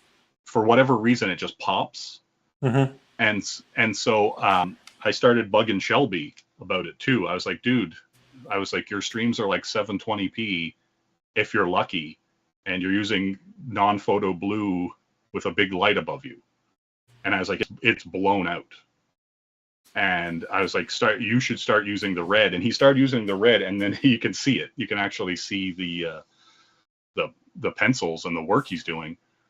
Because a lot of times, like the work looks mysterious to people until you start throwing inks on it, and they're just like, oh, you just started slapping inks on Yeah, this. like I'm leaving And this darker than I would. I mean, this is, a coal erase blue. yeah, And normally I would erase that back and get it a lot lighter before I started the finished pencils. But because I'm streaming, I want people to be able to see it. yeah, and that's the thing. Like you, in this weird space that we're in, we have to show people what we're doing so that they can understand it and still maintain interest, right? Because at some point, if you can't see what you're doing, there's not much to What's the be point? learned from it. Yeah, Yeah. yeah, and like that, yeah, that's the thing. So it's like, yeah, I don't know. I and that's the thing too. I was very hesitant to stream or show my face or anything for a long time. Like I thought about it long and hard. Like I was like, is it worth it? And then at some point I was like, I don't like, watching or supporting people who I don't know who they are. I can't see the expression on their face. I can't tell if they're lying to me. I can't tell their body language, that kind of thing. And so, I made that decision. It was just like, I think it's kind of necessary for the space that we're in to, be more, human and more personable and more visible, not necessarily more, contactable or whatever, but at the same time that there's just like people can actually see what you're saying and see what your opinion is and can understand that it's real, right? What's in kind of in that same ballpark, which is funny. Richard Friend noticed that whenever you post a drawing you did, if you have the pencil on the drawing, it gets more likes. Really? Yeah, dude, how crazy That's is funny. that? Because what's funny People about are weird, bro. yeah, like because that's the thing too. Like a lot of time I post the sketch, I post the pencil or the inks or whatever tool I used beside the art. Yeah, and that is kind of funny. And I usually will say like, oh, this is what I used like to do it. I wonder if that's been helping. Hey Chuck, if you're saying your stuff's looking more like Eric Larson, even though you want to do more like Lee Weeks, you gotta start looking at the negative shape that you're making on the page, and I'll explain that. Give me 2 seconds. But yeah, like it's weird though. Like old Eric Larson is really good. New Eric Larson is like a nightmare. But but also like he holds his pen like some kind of weird like hook claw grip. Yeah, thing. he holds it like the handicap kids did in school. Yeah, like it's like the kid in the helmet, the back of the bus who's like swinging a baton. But yeah, like I don't know. It's one of those things. Like I'm just like, man, you think at some point you would change, right? Like, what's this book here? What do you got? Frazetta. I'm going to show this fella how to think about negative space. Here we go. This is a good one. If you want to do more like Lee Weeks instead of Larson, Larson's more line and cartoony, as where Lee Weeks is more shape and shadow. Now, when you see this painting, when I look at this, I don't see like this mark and this mark and this mark and this mark. I see this shape of this shadow, and you'll notice Frank does a good job at connecting that shadow, and that's like one whole shape. This whole shadow here is connected. And if you look at Lee Weeks' art, you'll see that he does that a lot. Mm-hmm. Here's another example. This shadow, this whole thing is a shape here. I would argue that the shoulder blades and the arm are what pop. The rest of this is just like a really interesting shape. Then you got his butt popping out. And then, boom, right back into a shape. You got to look at these shapes here. And that's going to help you see the figure better, too. Yeah. Mignola does that a lot as well. Yeah, Mignola is like the master. That's like his whole game. Yeah. So if you start looking at your art and thinking of where can I find those shapes or where can I create those shapes, you'll leave Eric Larson territory and you'll end up in Lee Weeks and or that classic illustrator kind of style. So here's my thing. Why do you think like some artists, like if you look at like a Silvestri, right? The whole time he's been evolving his style and he's now pulled in like this Franklin Booth kind of thing to his work with all the cross hatching and stuff like that. Yeah, it's like better than ever. It's amazing. Yeah, but why do you think that guy like I hope to be a guy like Mark, like being in my 60s and 70s and still learning shit and still adapting and still trying new things.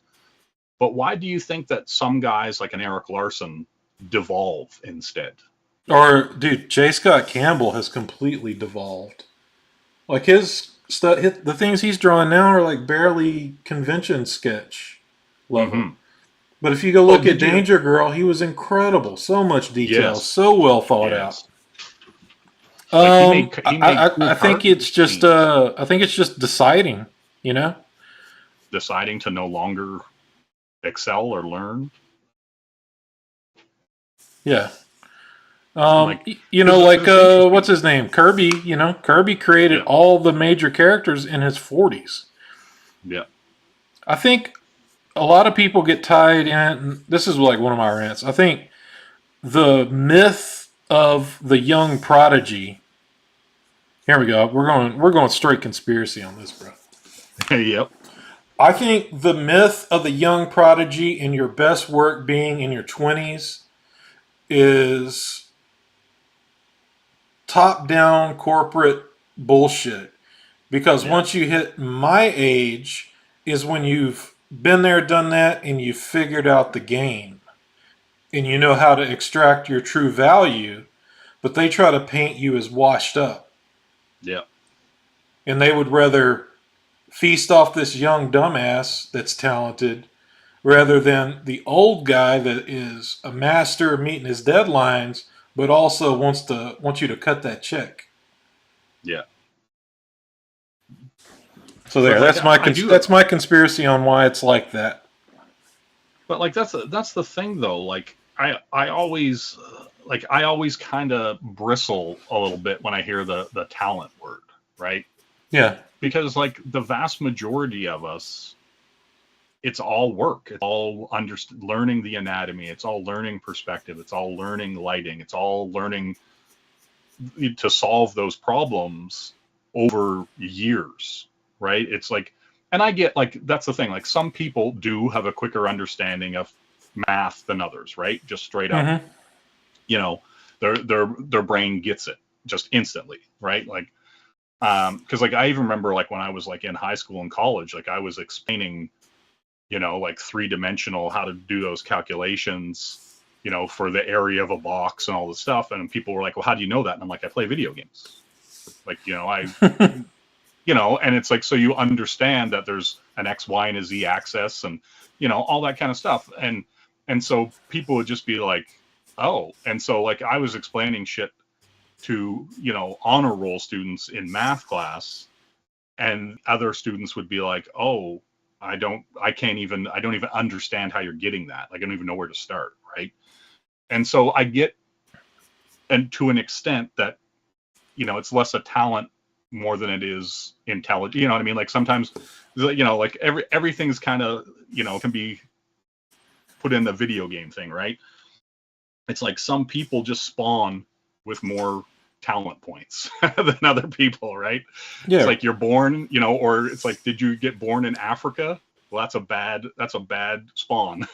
Like, did you get born here and you have a good education and you get, you're 6 foot tall and you're strong and healthy and and some people Had just good dumb as had good bricks. nutrition. Yeah. Yeah, but like but some people are just dumb, right? Like they could have every stat buff, on the planet, and they're still as dumb as rocks, right? Like they can't remember how to drive across the city without using Google Maps, right? And so like that's the thing. So like at some to some extent, I don't necessarily call it a talent, but like the perception is higher. Like your understand ability to take in information quickly and understand what's being taken Hey in man, and being yeah. able Some to. people are just higher IQ than others. Yeah. I think somebody with like 140 IQ, like myself.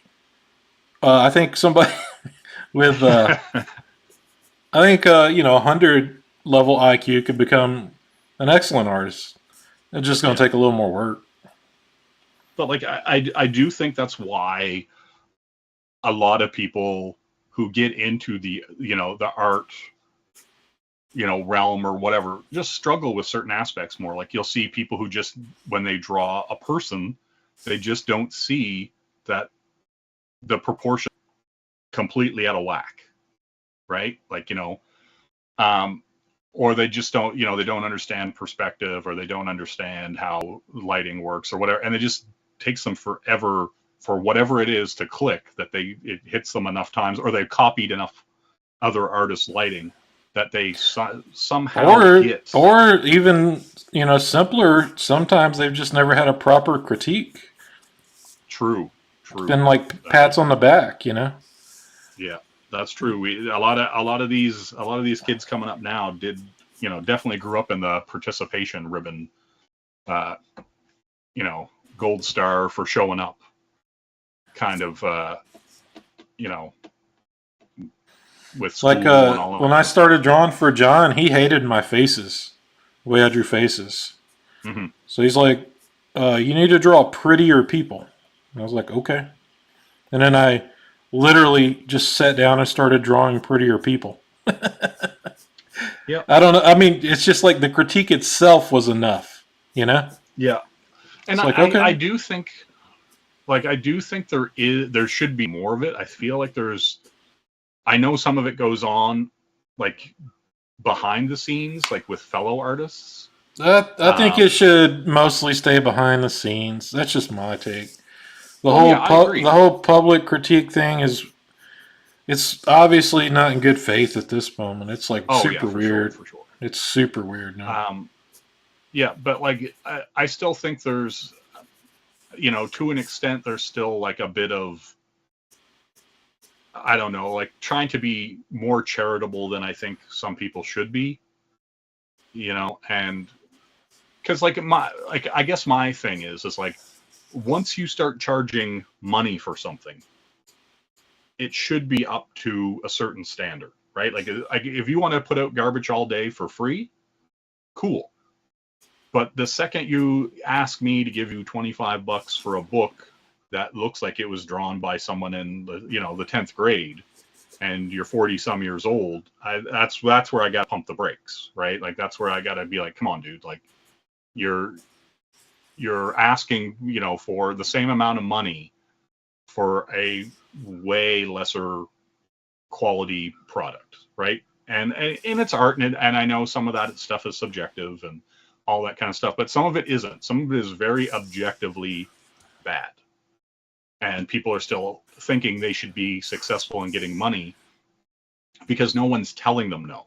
No one's telling them that, hey, dude, like those faces, look like everyone's been hit with a sledgehammer. What? Like what's happening here? You know? And so yeah, that's kind of my thing. Like I think there is a little bit of like, I'll be honest. I toxic. don't know. I don't. I 100% understand what you're saying, and I understand how Hmm.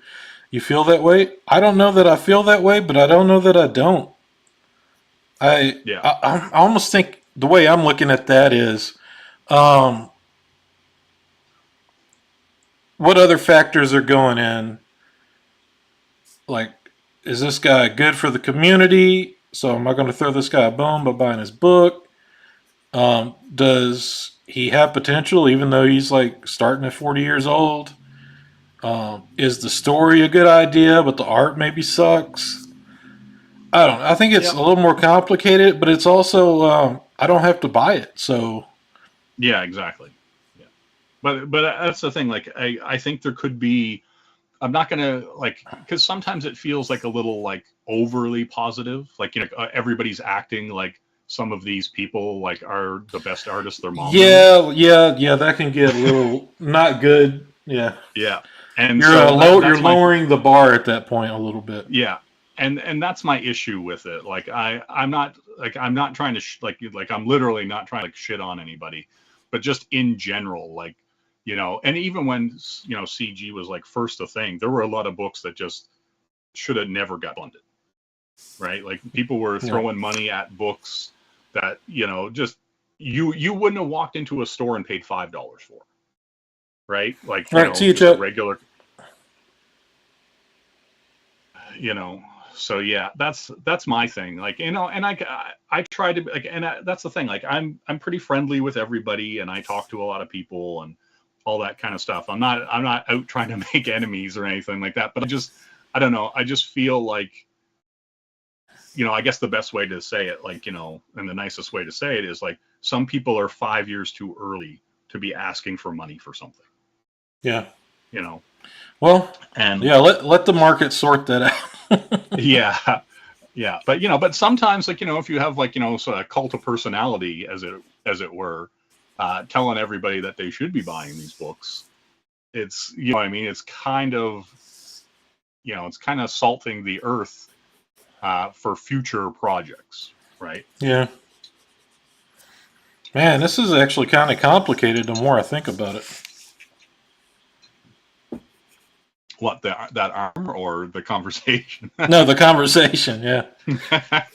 Like I don't know that I'm going to try to form a real opinion on it while I'm drawing. But yeah, I mean, I get what you're saying, and it's all valid, you know. But I don't know. Like I said, I've been trying to change my energy lately, brother. I've Yeah. been trying to But be a that's little more positive.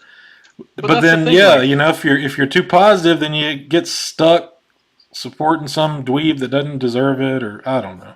yeah, like, but the thing is like, I am generally like, on a lot of these streams, I'm a very positive person, and I like to see people learning. I like to see people, trying to upgrade their skills, and like, I feel like everybody should be lifelong learners, all that stuff. Like, I'm generally super positive, but I think I'm just more realistic about other things, where I'm like, there needs to be a bar. There needs to be like a goalpost, whatever you want to call it, that you should probably have achieved before you start saying like, okay, now pay me, give me money, for doing this. And that's just my thing. Like, I'm not out here trying to gatekeep people, but I'm also like, not letting everybody through. You know what I mean? Like, Yeah. um, yeah, I don't know. Like, that's the thing. And you know what I mean? It's, you see a lot of people like, go from their first book or their first work, to their fifth, and there's that huge level up, and they've been learning and grinding the whole time. And and maybe they wouldn't have got there if you didn't support them. Like, I see both sides of it, right? Like, I agree. Yeah, and then there's Um, also bridge burning. Like, you don't want to burn a bridge if you don't have to burn a bridge. yeah, exactly. And yeah, that's the thing. But like, if I seen something and it was unappealing to me, I didn't back it. If I thought the art was lacking or whatever, I didn't back it. And then sometimes, like, I mean, even Bancroft, like, I didn't back his original book. I didn't back it till his second book came out, and I was like, man, this guy's really been putting in the work. I really like this guy. Does a lot for the community. He's like, he's just a good dude. And so I went all in and, bought his hardcovers and all that kind of stuff. And I was like, yeah. And then when I sat down and read the book, I was like, wow. I was like, this is one of the most commercially viable indie books I have ever read. Right? Like, I could see this as a movie. I could see this as a, like a TV series or whatever. Right? And I was like, this is legitimately good. Is this I still would up? hold. Is his stuff on demand? Yeah, I'm pretty sure you can still buy his stuff. Like, on he has like a Shopify where his books and See, stuff are see, on as well. you've sold me on his book. Yeah, like no, Bancroft's like legit. Like, he's like, here's kind of the thing though. I wouldn't call he's not an artist. He's a storyteller artist. Right. And so for him, the art and his need to get better at art is to facilitate better story. He's kind of like Frank Miller, I feel, in a way, where Frank Miller was never the best artist, but he was always a great storyteller. And so when you see Frank's stuff, even if you're like, oh, well, that perspective isn't great or whatever, but you're like, ooh, the mood is awesome and the lighting is awesome, and he's really driving the point home about what is happening right now. You're really getting it, and you kind of lose track as you're reading a Frank Miller book of the technical aspect of the artistic vision, I guess you'd call it. And Bancroft is kind of like that, except he is very detail oriented. So he'll spend a ridiculous amount of time drawing a library with a bunch of books in it. Well, I know he did that like crane or the Eiffel Tower or something. And he like spent so much time on that damn thing. Yeah, right. Like, so he's he's autistic, but he's an autist. But the thing is like, if you read the first book, the art is okay. Like, it's solid. Like, I would say it's more than comparable to anything that you're going to see out there, right? But it's not like it's not mind blowing, I guess would be the way to put it. But then the second book, there's a huge level up from the first one, and then there are shots in it that are like, you're like, ooh, that's really great. But then there are still some weird faces in it, right? Mm-hmm. Like, where you're just kind of like, you could have took another pass at that. But the storytelling's so good. that you kind of forgive it, right? Like it's one of those books where I read through it and I was just like, this is really good. Like the storytelling and the pacing and like it was never boring, right? And a lot of it is what I would consider to be more attractive to a female audience, right? Like it's a lead character's female. There's a little bit of romance in it, but it has a lot of historical intrigue and mythology and lore to the world. And there's a whole big section on Gilgamesh, like in this, and so yeah, but it's really good. Like, you know what I mean? Like as far as like all the parts of a whole and it being more than the sum of its parts, it is really good. Like it comes together, but at the same time, it's more about, I think for him, the art is serving the storytelling, and he's not trying to draw sexy ladies or draw cool dudes, or you know what I mean? Like he's Gotcha. There are no buff dudes in this, and his girl in his main character in the book is lucky if she's a C cup. And there's a scene where she's in water in a white t-shirt and he shows no nipples.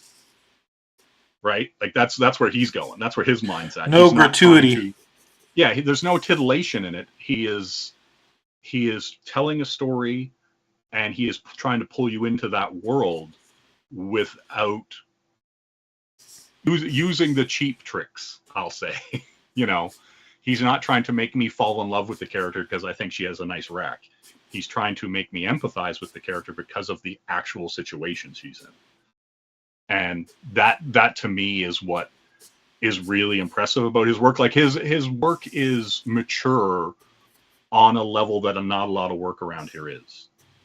Gotcha. And that to me puts him in that like storyteller artist category, not really artist category.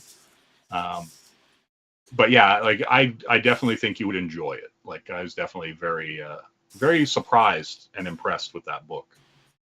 Because I mean, sometimes you follow people and interact with people for years, and you're really sure what they're doing or what they're about. And then when you sit down and read their work, and you're like, oh, like there's actually a lot more going on here behind those eyes than I initially expected. Like there's a lot more going on behind Bancroft's dead ass eyes than you would think. Yeah. And and that's the thing though. And he's your words, not mine. Yeah. And so and that's the thing. Like and basically just due to his personality too. Like I kind of wasn't expecting it to be so intricate and so well paced and plotted. Like because like when I was done reading, I was like, I should show this to my girlfriend. I should be telling people about this. Like, you know what I mean? And I don't feel that way about a lot of people's stuff. Like I'll read it and go, it was all right. Or it was bad, or I wish they gave it 3 more pages so that the end just didn't happen on a page, and then you turn the next page and it's over. And so that's kind of the thing too. That's the other thing that drives me crazy about people who are making books right now is there aren't a lot of people writing or drawing for the page turn. And that's one of the things that, like, since I've been studying writing before I get my book written, before I jump into writing it, I've been listening to all the how to write books and Save the Cat and Save the Cat's great. Story, that Robert McKay, I think is his name. Yeah, they want every scene to end on sort of a cliffhanger or disaster. Well, it's like if you look at like a lot of the old Will Eisner stuff, you look at Alex Toth, or Toth, however you want to pronounce it. Like a lot of their stuff is really paced and guiding you through the page. Like it's like forcing you to follow that Z pattern down the page, right?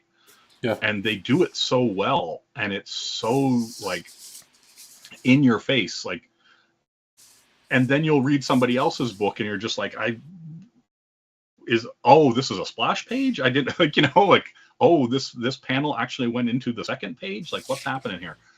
And it's you almost have to go into like deciphering how to read the page, when before it was structured in such a way and so obvious that you couldn't help but read it correctly. And I just think that's something that's lost. Like, people are throwing 3 panels vertical, and then they'll suddenly throw, an oval panel under it, and then there's like a triangle. And I'm just like, what are we doing here? Like, that doesn't flow. It doesn't follow. Right. And it doesn't make sense. And so why do that? It doesn't look cool either. Like, because like, that's the thing. Like, I also feel like there's a group of people who are like, I think they forget that image books were a lot more flash than they were substance. And so there'd be weird graphic design elements in pages that didn't always read well. And so they would take those lessons, but not understand that they didn't work well then. But we were just so wowed by the artistry that we ignored it. That's where that framed ink book like really makes you understand that sort of thing. Yeah, absolutely. And so, that's the thing. Like, I just wish there was a little more thought put into that kind of stuff, and a little bit more intelligence, just to be honest, like for that kind of style and pacing, and like, and kind of like the 90s were really good and really interesting in a lot of ways, but not always in a storytelling sense, right?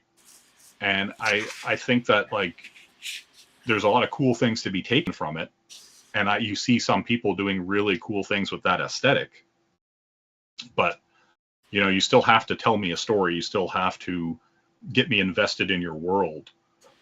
And also, even with that, like, I'm actually kind of disappointed that so many people put out these books on a yearly or every 2 years or 3-year basis, and every one of them's a fucking cliffhanger.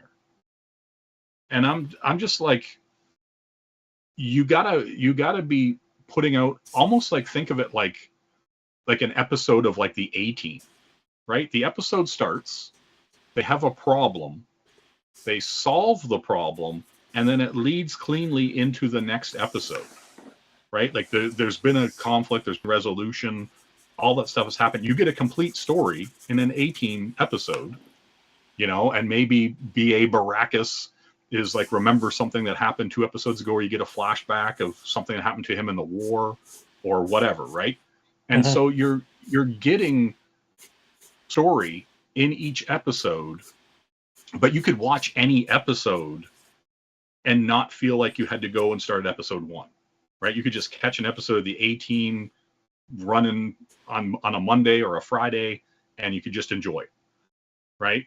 And so that's the kind of thing that drives me crazy. Like, just write a condensed, like, if you're going to do a 48 or 60 page book. I think just in like, even the floppies from Marvel and DC suffer from that. It's a nightmare. Everything's everything's trying to be too grand. Well, like, I mean, they crossovers. Get to a point. Every Marvel movie is a trailer for the next Marvel movie. Yeah. And like, I mean, they like, comics in the early 2000s and stuff definitely get into that writing for the trade. Yeah. It was like 6 issues, trade paperback, 6 issues, trade paperback. And you would get a condensed story in those 6 issues. But like, I feel like if you're crowdfunding, you should be giving, like, because like, that's the thing, you're going to put out however many issues before you even get any kind of groundswell. You know what I mean? Like, before a lot of people start taking note of you. So you might as well be putting out a book that, even if it's, 22 pages or 60 pages or 80 pages, whatever your book ends up being, you should tell me one complete story in it that ends. Oh yeah, that looks good. Big drill arms. Yeah, that's Nick's.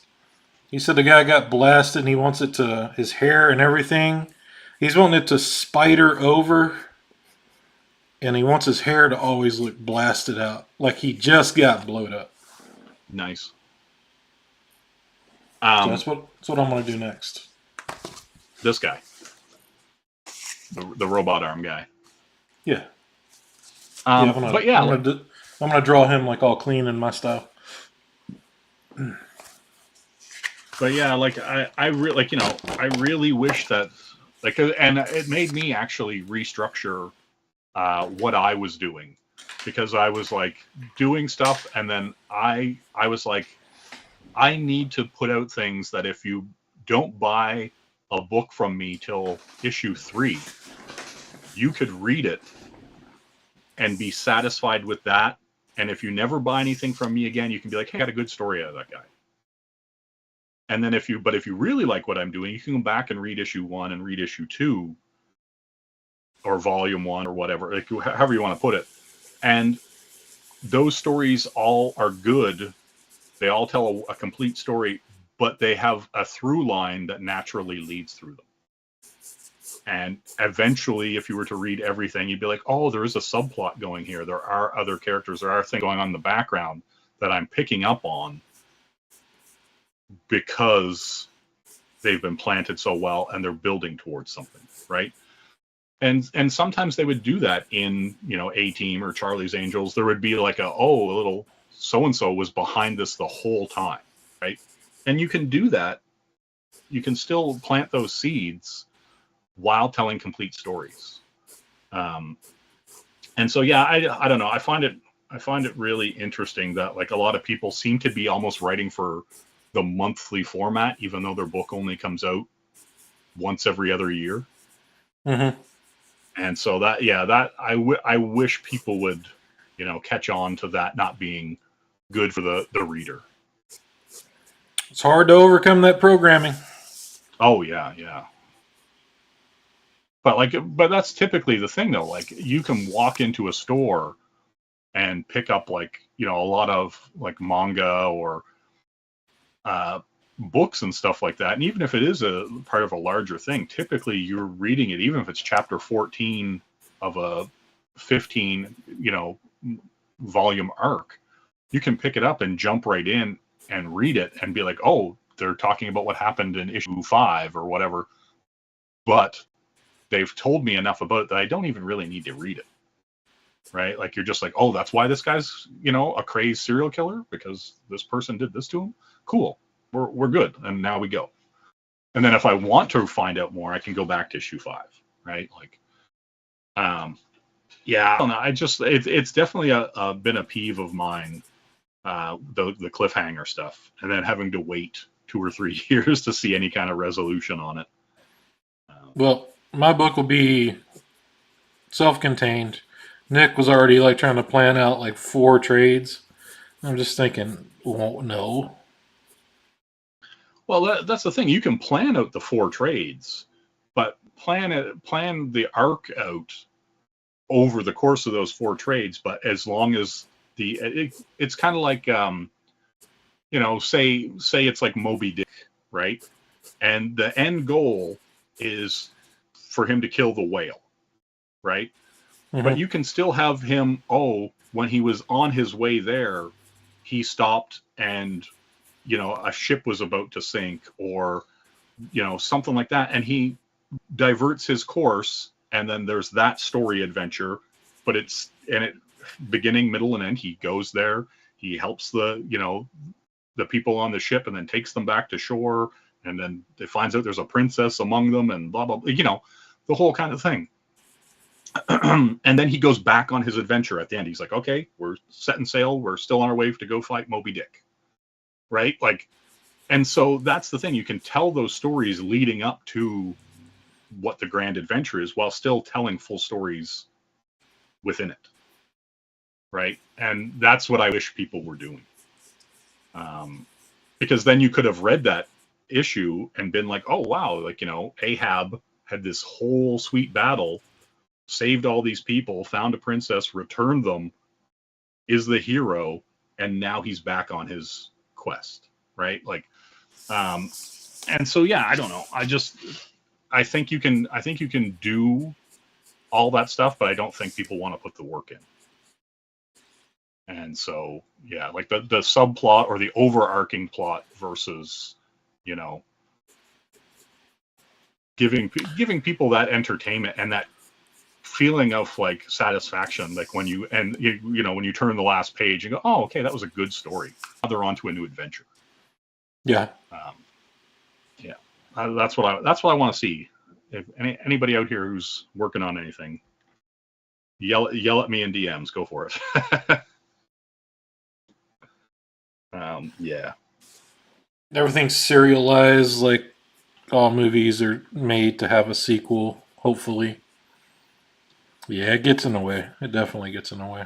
But yeah, that's fine. Like if you have bigger plans for your world, or you would like, if you go, well, I don't know what I want to do next, but I have this big story here, and maybe I got this idea, that maybe later I can do something with, but right now it's not fully formed in my head.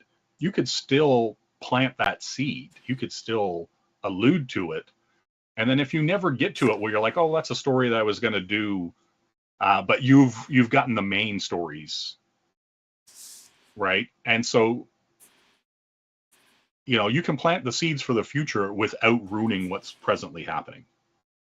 And yeah, I don't know. I don't know if it's like people don't know, or they don't know how to apply it, or Yeah, I think everything's just rushed. Everything's just rushed trying to get it out.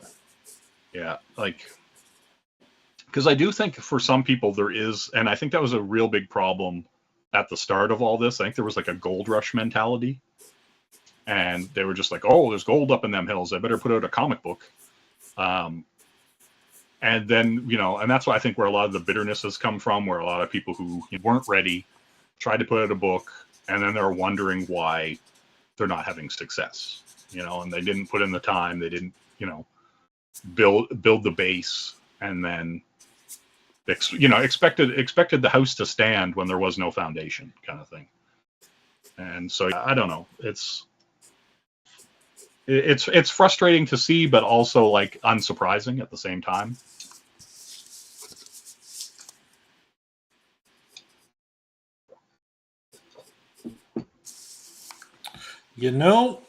I think I might be done and need a break. I wore you out. I'm sorry. You didn't wear me out. You're fine, dude. I'm just joking. I've done 3 of these fucking things.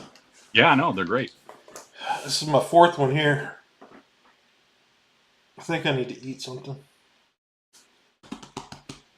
And so this was the one that Nick did. Yeah. Is he, now you guys gonna like kind of like write things, or is he just doing characters? We're just doing, I think I got him convinced. Let's just do a lot of characters kind of within the same framework of they're all vets that need prosthetics, and or they have prosthetics already. And then we'll see what comes from that. Like I said, my initial idea was, I was just sitting there and thinking, what would be a good idea for a book? And I was like, how about ex-military and they're all wounded? And I was like, The Wounded. That sounds like a cool name, The Wounded. And then I just started drawing characters. And I was like, yeah, that's cool. Goal number 1 is I want to draw stuff that's super fun and will look super badass. Yep. And the story will be A++. That's all just about taking your time with it, Yep. And Nick's a natural storyteller, writer kind of thing. So he'll be handling probably the bulk of that. Me and him, we're doing it also so we can argue with each other online. Yeah. Over a stream. Hopefully that'll be a little bit entertaining. Because he and I can go at each other pretty hard and not get our feelings hurt. As you may have noticed. Oh, yeah. Yeah, Nick seems like a good guy. Yeah, he's pretty good. I mean, I can think of at least a dozen times I would have killed him if he was in front of me. So he's a good friend, is what you're saying. Yeah. Me and him both, we just get over shit real quick.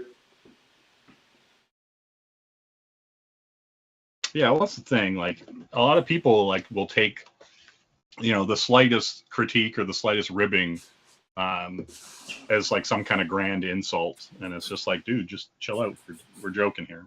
We're having fun. Yeah. Um, so we'll be doing that over the next few weeks, and then once we get something that we're both happy with, I'll start drawing it, or I'll start drawing pages and posting them. And if I can get,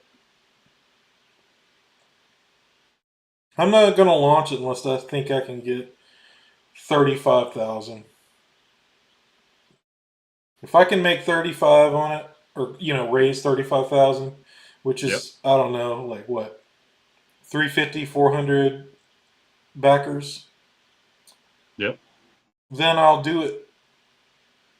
You know, and that would be the So, goal, because then that would allow me to work on my Mars sci-fi book that I'm really gonna go all in. are you going to do a mailing list and all that kind of stuff?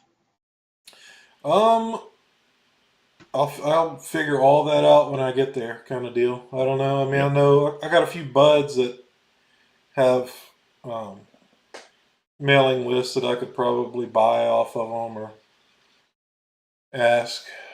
You know, so Yep. we'll see. I'll worry about all that later. I just want to have some fun looking stuff. Like I've got like the beginnings of a team pinup in my head,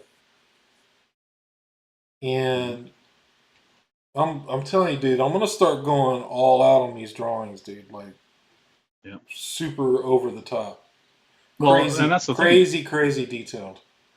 Like, if you have a mailing list, then you could literally just be like, "Hey, this week's character, is this guy. This week's character is this guy," and just start getting people slowly hyped what you're building. Yeah, you know what? That's a good idea. I'll probably start one next week and get that going. Yeah. Yeah, I know. I think it's good, and then also like it helps. Like you'll get the people to sign up, and then you can pimp that mailing list, and then once you start sending it, it's going to keep it in people's minds until you're ready to go.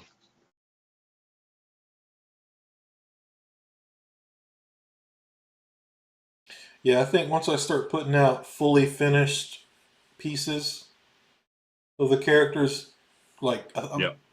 I'll probably color the first few myself, computer color, not hand paint. Hmm. Um, and really get the look down that I want. I think I'll be able to get people excited about it. Yeah. Just No looking doubt. at Like, just looking at what's out there, I feel yeah. like Well, I that's can. the thing. I feel like I Like, can compete. if and that's the thing. If you think like that you're filling a void that you would like to see, that's always the best, Yeah, right? Like, like I said, my book was A Team meets Wizard of Oz, maybe drawn like Wildsiders or Gen 13. You know. hmm. Oh yeah. Like, are you going to do all the computer graphic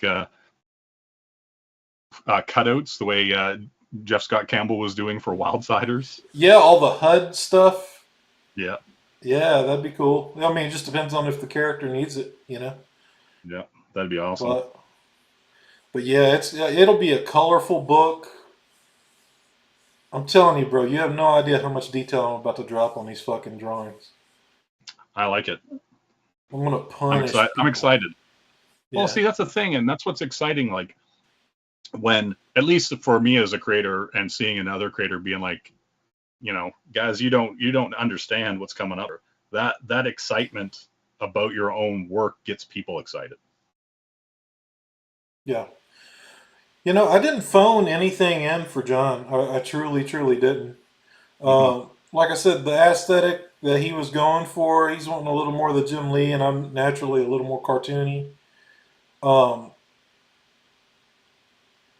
Plus, the number of characters on a page kind of dictated, if Yep. you got 20 characters in each panel, and like I said, this is not a dig or anything. It's just like some stories have more characters. Mine is going to be a much smaller cast. So I'll be able to get the figures bigger on the page and like really go in and noodle and detail the hell out of it, as to where, a page with 20 characters in a panel can be just as detailed, but not as fleshed out. Yeah. Yeah, because you have to sacrifice uh, detail and stuff anyway if you're going to be cramming so many people into the page. So it doesn't necessarily always get to breathe the way you wanted it to. Yeah. Did you get the Bram book or no? No, I didn't. Phil was asking. Yeah. It's pretty good. It's a small cast, 4 or 5 characters in it. It was fun to draw. Really fun. Um, the Graveyard Shift book I just finished. I mean, I did. There are some really, really awesome pages in it. Yeah. Oh yeah. No, I seen a ton. I'm sorry, Phil. I can't buy everything. But what, man? I don't know. Like I said, he doesn't want much shown. He likes it to all be a surprise. I'd love to just grab a shitload of pages and start showing them, but Hmm. we'll leave that to him. So I'm doing my own thing now. And like I said, everything I draw is going to be on video, literally. Yeah. Well, and that's the thing too. Like I've kind of struggled with that too. Like where I'm like, do I, how much do you show? Because like at some point, do you hold back and go, okay, I'm not showing this stuff because I don't want to ruin character surprises or whatever. You know what I mean? So Yeah, well, I mean, I won't ruin like crescendo moments. yeah, But also, you got to think if I'm doing it page by page, like if you're fucking dorky enough to go through every video, screenshot, and put all the pages in order to figure out the story, yeah, then good on you. You deserve to have the story ruined, you dork. You know what I mean? yeah, yeah. But Uh, I like the idea of streaming literally every page drawn, and the surprise is when it's all together and how awesome it is as a whole. yeah. Oh yeah, for sure, for sure. I mean, obviously, it just depends on how the story goes. But if there's like a few moments that would definitely ruin the story, like Sixth Sense. Yeah, Like once Sixth Sense is ruined, it's hard for the movie to live up to its full potential. So, like if there's yeah, something like that, obviously I won't. Or I could, draw the page and just bank it privately until the book is out and then release it. yeah, That way I have the whole process cataloged, start to finish. That way, some young punk out there wants to see how it's done. Well, guess what? You've got um, 3 months of streaming to go through to see how somebody makes a book. All the arguments, all the character design, all the back and forth, yeah. all the And pages that's drawn, how they're drawn, if they're redrawn, why they're redrawn. I think that would be yeah. a good thing to have out there as a library. Oh, for sure, for sure. And I think that's going to be my avenue for the rest of my career is to just document all that, all my art making, and let that be my sales pitch. Yeah. Well, that's the thing. If people can always come back and see, see the journey, so to speak. It'll make it Um, evergreen. yeah. Because yeah, they're all like that's the thing. There always be new people like finding your content, right? It's like I've posted like videos and streams and stuff like a year ago, and some rando will come in and be like, "Oh, I really like what you did there," or "Oh, I didn't know this existed," or whatever. Hmm. And so it's cool. Um, yeah, whenever Nick and I are going to be fighting over story, that's good luck making it through those. I feel sick to my I think stomach thinking about yeah. all that. I think you'll be surprised like how many people will actually find that like super interesting. Like how you guys argued through and arrived at the conclusion to go forward with some aspect, right? Yeah.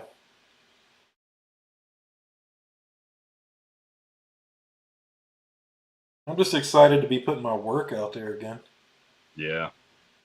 Yeah, well, that's the thing. Like, a lot of times, like, I got some stuff coming out that I don't know when it's going to be shown off. It's like they ask for the work, I turn in the work, and then it's up to them. Like they're like, hey, don't share it publicly, and I go, okay, and I just got to wait for it to appear.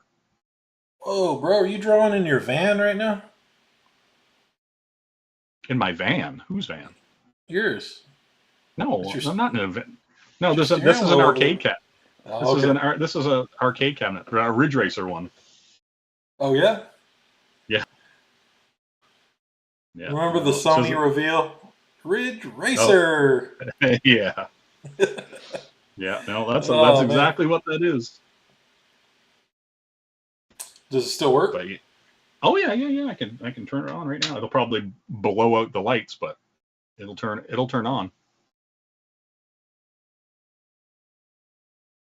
But yeah, Now, like is that like a remake of the cabinet, or is that like an OG cabinet? no, it's a remake of the cabinet. They put them out. Arcade One Up does these like Like the Street um, Fighter and all that? yeah, yep. Okay. And so this has pedals on the floor and the stick shifter and everything here and the whole bit. Yeah, it's all. How much was It's that? I was like $400. Okay. It's got 5 racing games on it. Cruising the World, is that one I'm on there? No, it has Ridge Racer 2, Final Lap 2, and Rave Racer on it. So yeah, it's just basically like, and the two Final Laps and stuff have never come out here, like on consoles or anything like that. So yeah, it's pretty cool. It's installing some update though right now. I don't know why, but This is a character I did last night. I was going to pencil, but I don't have any more energy for it today. And honestly, I'm not liking him. He's going to be some bow and arrow guy, but he looks kind of stupid. Yeah, I look forward to showing you Mr. Wolf, Winston Wolf. That's the final version of the one I was working on yesterday. I added a little extra, like, coat tail coming out her skirt just because I thought it looked visually better.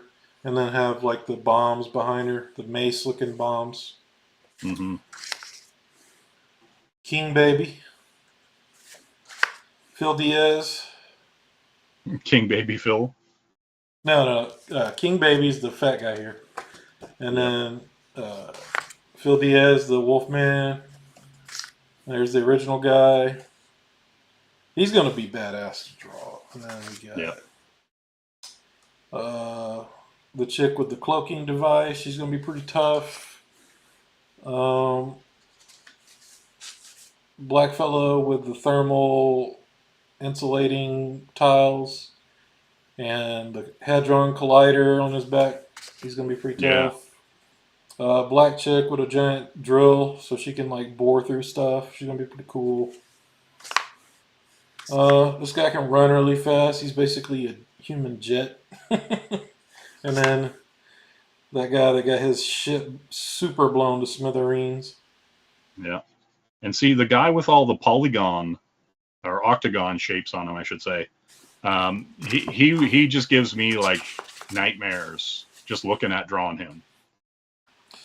Right? Like just thinking about doing pages upon pages of that guy. I'm just like, oh man, I have to perspective correct all those. Yeah, it's gonna be a motherfucker, but that's also like what makes it look cool. Oh, for sure. Yeah. But yeah, that's the thing. Like whenever I'm designing some of the characters for my book, I do go, okay, I'm probably going to have to draw this person however many 100 times over the course of a book. Should I tone this design down, or should I keep it this high? And so yeah, so I do a lot of thinking about that kind of stuff. Yeah, see, I really like I like steampunk aesthetic. Mm-hmm. but like a modern version of that. That's why I like Silvestri stuff. I feel like he does like a modern day techno punk look Yeah, to his stuff. yeah, it's like a techno organic. Yeah, Yeah, for sure. Yeah, and yeah, it's I'm definitely gonna have to do turnarounds. Otherwise, I'll hang myself. You yeah, know. yeah, exactly. Yeah, the turnarounds are gonna be the work. Once they're done, Yeah, drawing the pages and all that'll be fun. I think because I'll always have yeah. reference. I won't have to go digging around the issue to find how so and so drew it before. You know. Well, Plus, it's my book. did you see that the stuff, the making of for that Alex Ross when he did that Fantastic Four book? Did you see any of that? I saw some of the videos. Like he had sculptures made of each of the characters, so he would Yeah, have proper yeah, turnarounds that he could look at. yeah. For Like that. Graveyard That's Shift, what. I had my buddy Nick Wentland. He like colors for IDW and stuff. Yeah. I had him do a 3D model of Castle Dracula, that prong-looking spaceship from Graveyard Shift. Oh yeah. Yeah. Just because I don't know, it just made it easier. So I'd place it in Clip Studio whenever it was a scene. Yeah. Oh And yeah. whenever Absolutely. I printed out my see, I do the layout in pencil. I take it into Clip Studio, turn it blue, and then do all my perspective in Clip Studio because you can, it's just easier than a yardstick. Oh yeah, for sure. Yeah. And then I make whatever adjustments in Clip Studio, and then I print it out on Bristol and Blue Line and pencil it for real. But yeah, having Castle Dracula as a 3D model helped out, made it super fast. Oh yeah, for sure.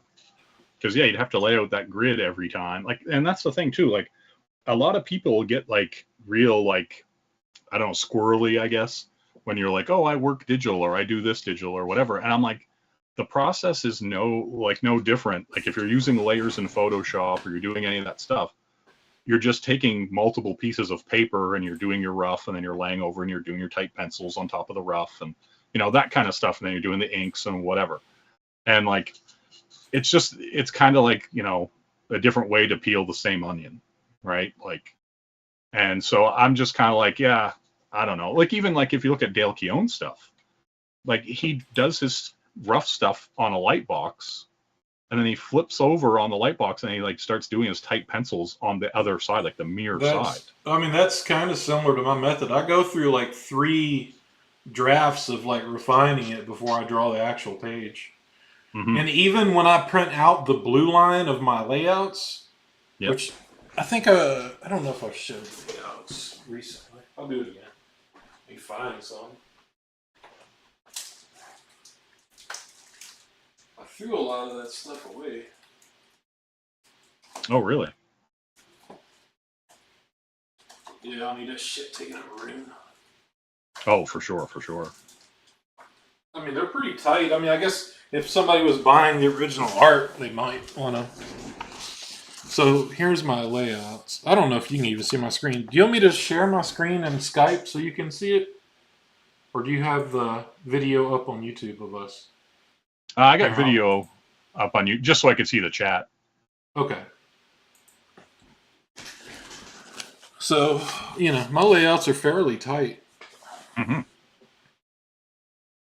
Yeah, like those rough layouts are better than like a lot of people's finished work. But yeah, no, that's good stuff.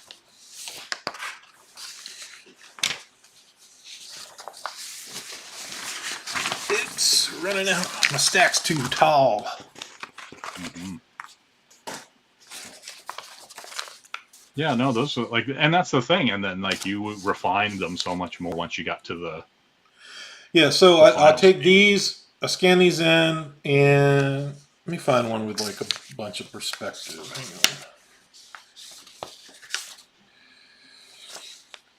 Hang on.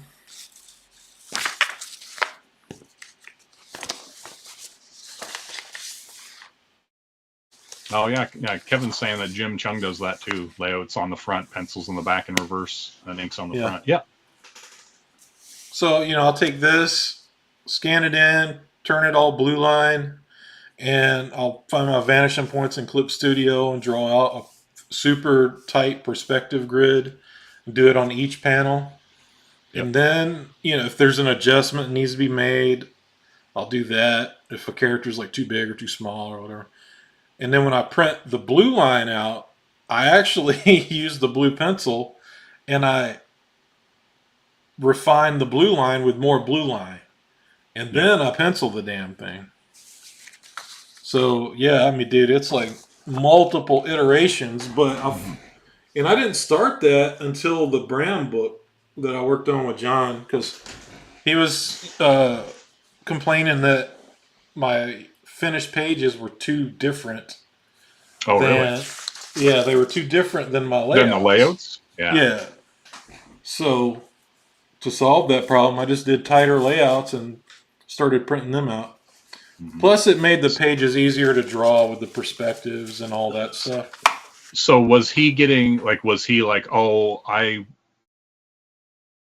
thought it would be different from the loose layouts you were doing, or Yeah, was he like, yeah. I was oh, this is doing my layouts they were pretty loose.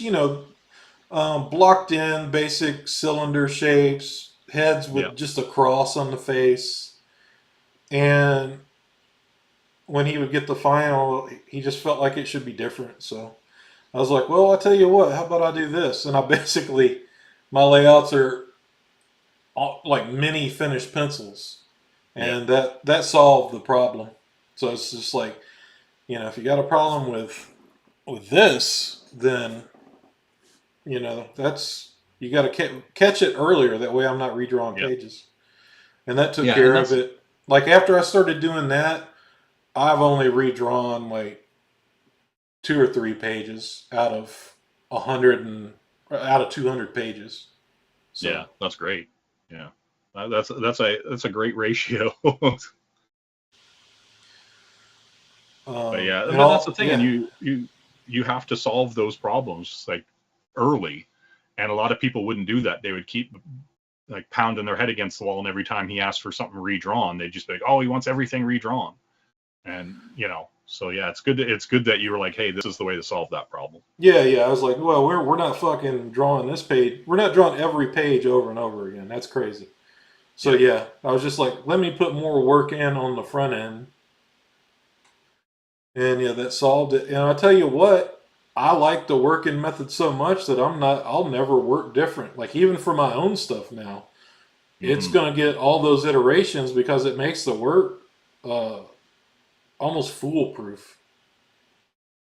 yeah, and that's the thing too. When you're looking at it enough and coming back to it enough, because you're not gonna do all that in a day. You're not doing all three of those steps. Right. And so you can come back with it a lot of times with fresh eyes and be like, oh, okay, that's off. I can see that Yeah, it's yeah. off I'll now. do like 9 or 10 layouts, Hmm. which is like 2 to 3 days of work, and then send them off, get feedback, redo or fix then, and then scan it in. And like just seeing a scanned in layout on your computer screen is like a different set of eyes. Yeah, Seeing the drawing a different size is like having a different set of eyes. Drawing it in blue first is like having a different set of eyes. It's all these little tricks to keep your brain seeing what's actually there, not what you think is there. yeah. Well, and that's the kind of cool thing too, because like a lot of times when you're working traditionally and you're at your desk, you're kind of sitting there and you're seeing it and you can tilt it and hold it. But then when you put it on a screen, you can zoom in, and into an eyeball and be like, oh, that's why it looks off, you Yeah, know? like actually like all the way up until 2016, whenever my career dried up, the first run through, I worked steady from 2009 to 2016. Hmm. Um, but from 2011 to 2016, I drew standing up. Oh, really? Yeah, and actually, since my daughter moved out a couple months ago, we got our living room converted over to a gym. Um, we're gonna Yeah, do that. I seen you post that. Yeah. Yeah, we're gonna do that for 6 months, get in good shape, get some weight off, and then get all new furniture for the living room. And but what I was getting at is, since I'm on this new health kick now, I'm probably gonna switch this desk up here because I got. It's hard. I don't want to like zoom out and show it, but I got these. I got two desks that have a flat table and then a table that will tilt. So I got Okay. Yeah. two of Yeah. the, yeah, but they both like raise levels. So I think I'm going to raise this one up and start drawing standing up again, because you can do that whole like the French artists, like you put a couple marks on the canvas and then you step back. Yeah. Put Uh, the pencil in your mouth and yeah. ponder. Draw Yeah. from back here. And look, but no, dude, drawing standing up. It takes you a couple weeks to get used to it. Yeah. Because Yeah. Well, this desk I have sit stand. It goes up and down. yeah. First couple weeks, you're a little focused on being tired and all that, but like once your body gets used to standing up, it's the superior way to draw. You're more awake. You don't get sleepy. Your back doesn't really get tired, Yeah. um, and like you can just jump back and see the drawing. Yeah, and you don't feel as locked in either. Like, Yeah, you like, especially with like like that's like with this here. Like, I have it so I can move it around and like tilt it, because when I do stand, I will like flatten it out more for doing that kind of work. And so yeah, it's good. Like I probably don't stand as much as I should, but I do. I do it whenever I'm just kind of like I've been sitting too long, and I'll just crank it up and stand. But yeah. Matter of fact, I might do that this weekend and go ahead and get everything converted over. I need to clean my studio too, especially since I want to start painting soon. yeah. Well, that's the thing. Like, the setup I have here has been kind of locked to digital for a good 10 years. And so whenever I go pull out the traditional stuff, I always have to move everything out of the way, move keyboards and move monitor stuff around and set up the camera to shoot down and all that kind of stuff. Now, what do you do outside of comics? What do you mean, like for Yeah. fun or for a job or what? Job? Yeah. Do you have day job or anything? Yeah, I work from home. I do a lot of illustration design work stuff for like magazines and ads and graphic design stuff like that. Gotcha. Um, yeah, and so That's what I I do a did. lot of Like from 2004 out of college, I started working at a print shop, and then I worked at a mailing fulfillment doing graphic design there. Um, yeah, just yeah, and do stuff like for a while I was doing stuff for like a bar magazines and weird stuff. Like, and they're just like, hey, can you do this? And I'm like, yeah, sure, whatever. It pays well. It pays better than comic work, that's for sure. yeah. Um, and so Are yeah, you and your then own art rep, or do you have an art rep, an agent?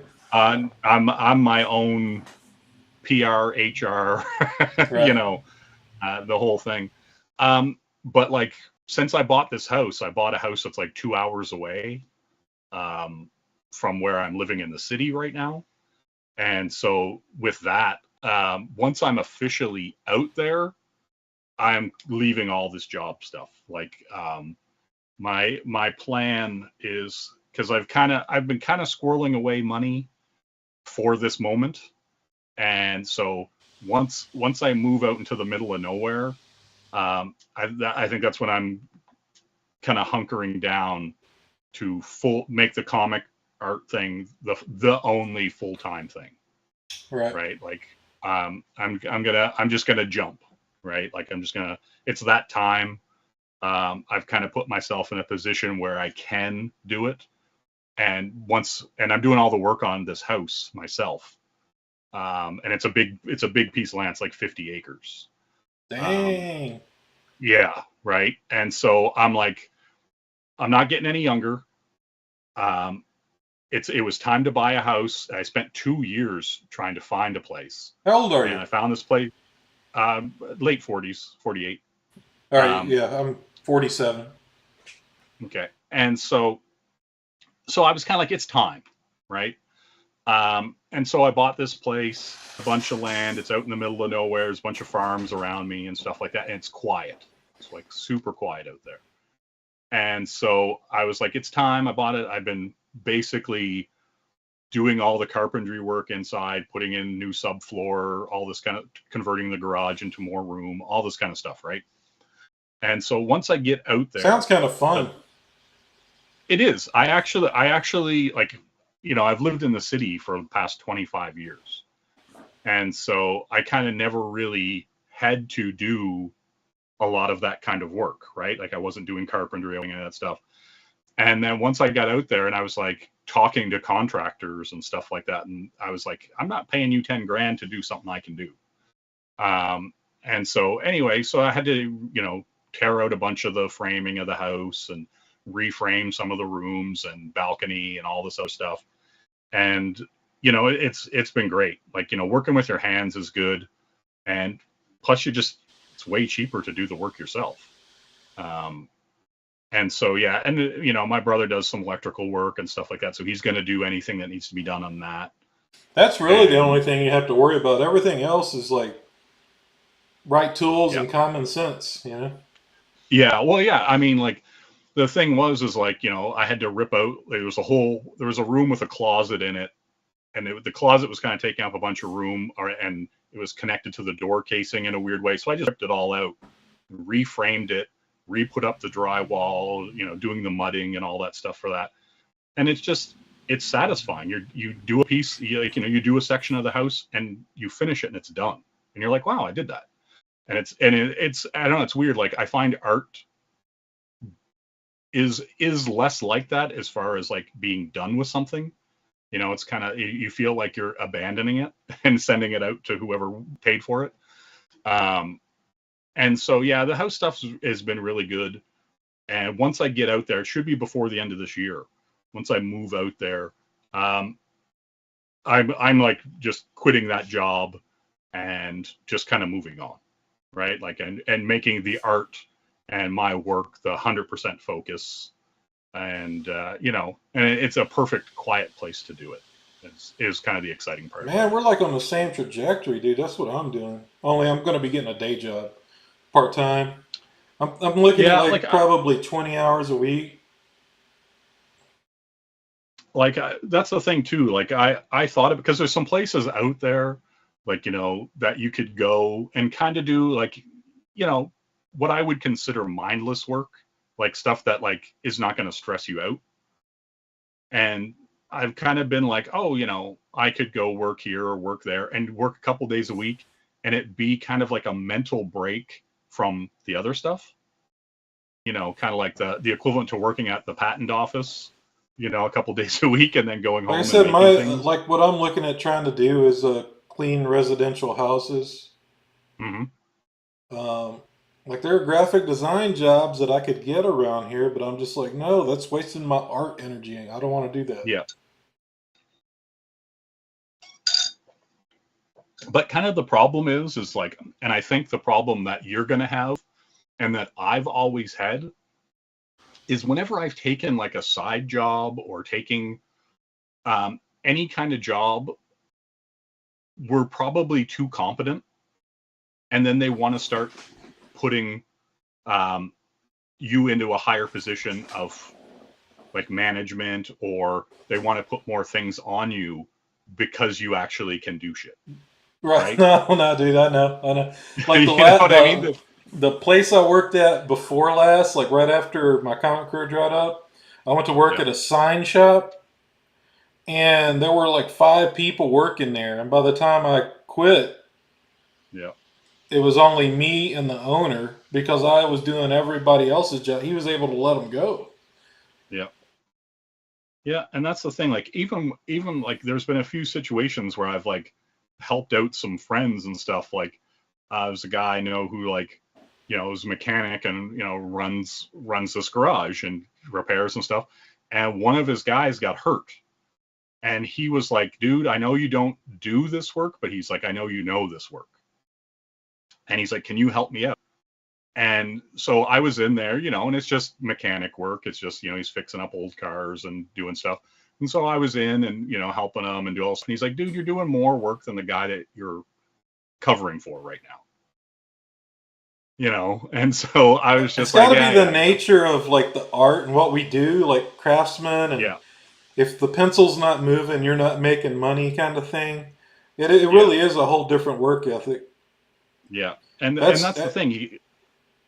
Yeah, that's part of Like, the reason because like why I'm getting a job outside of the house, yeah, is because over the last year, like, dude, like all hell broke loose here at the house last year. yeah, Like, daughter moving out, breaking up with her boyfriend, all this stuff, and then my dog passed away, and then my wife broke her leg, and then we had a fucking tree fall in the backyard.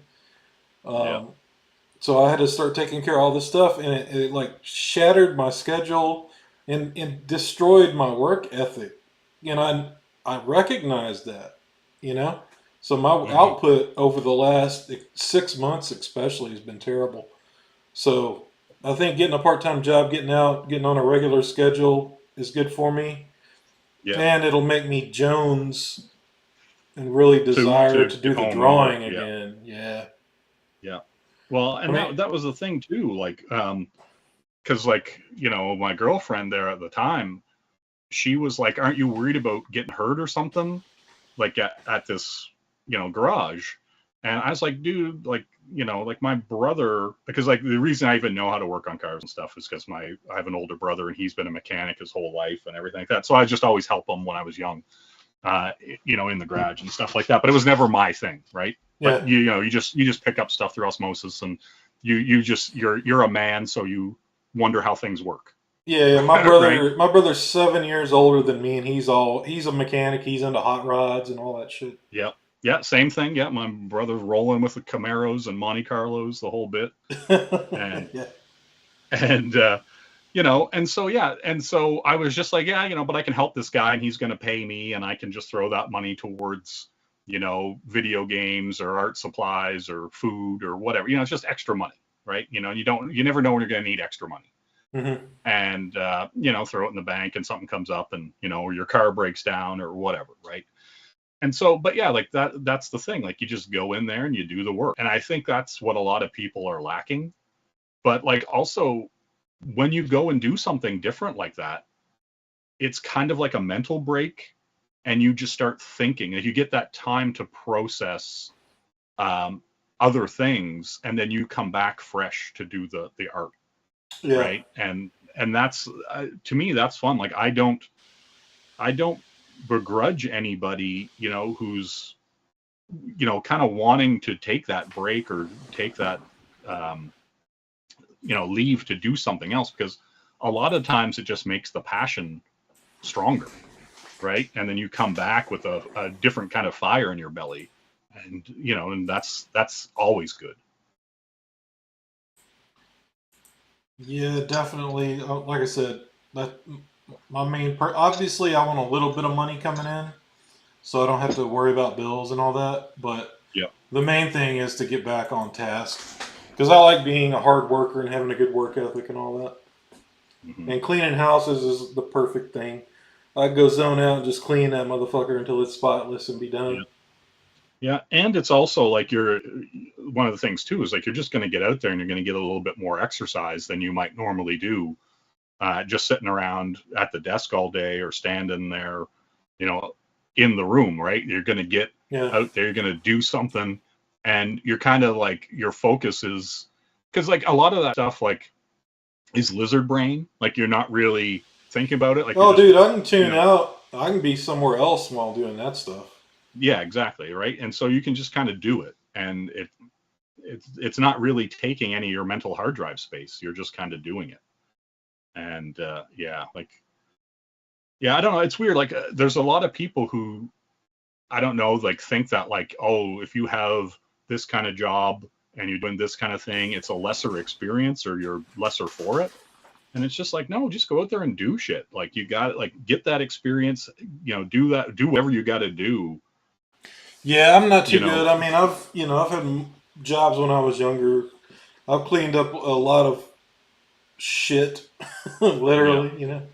Well, like I remember like when I was like 16, like I flagged for a whole summer, like just standing out there turning the flag and doing the stuff and scorching hot days, and then the next week I was like out ripping drywall out of like apartments because the guy wanted to redo the apartment building and all. Like it's just like I just did jobs when I was young. Like, it was like, hey, I need money in my pocket. I want to, get that money. So what do I got to do it? Right. And I think that mentality, that like work ethic is lost on a lot of people. They want the money to come to them kind of thing. Yeah. All right, brother. I think I'm out of here. Sounds good, man.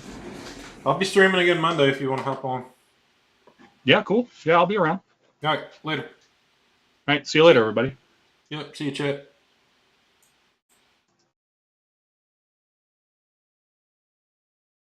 Stop.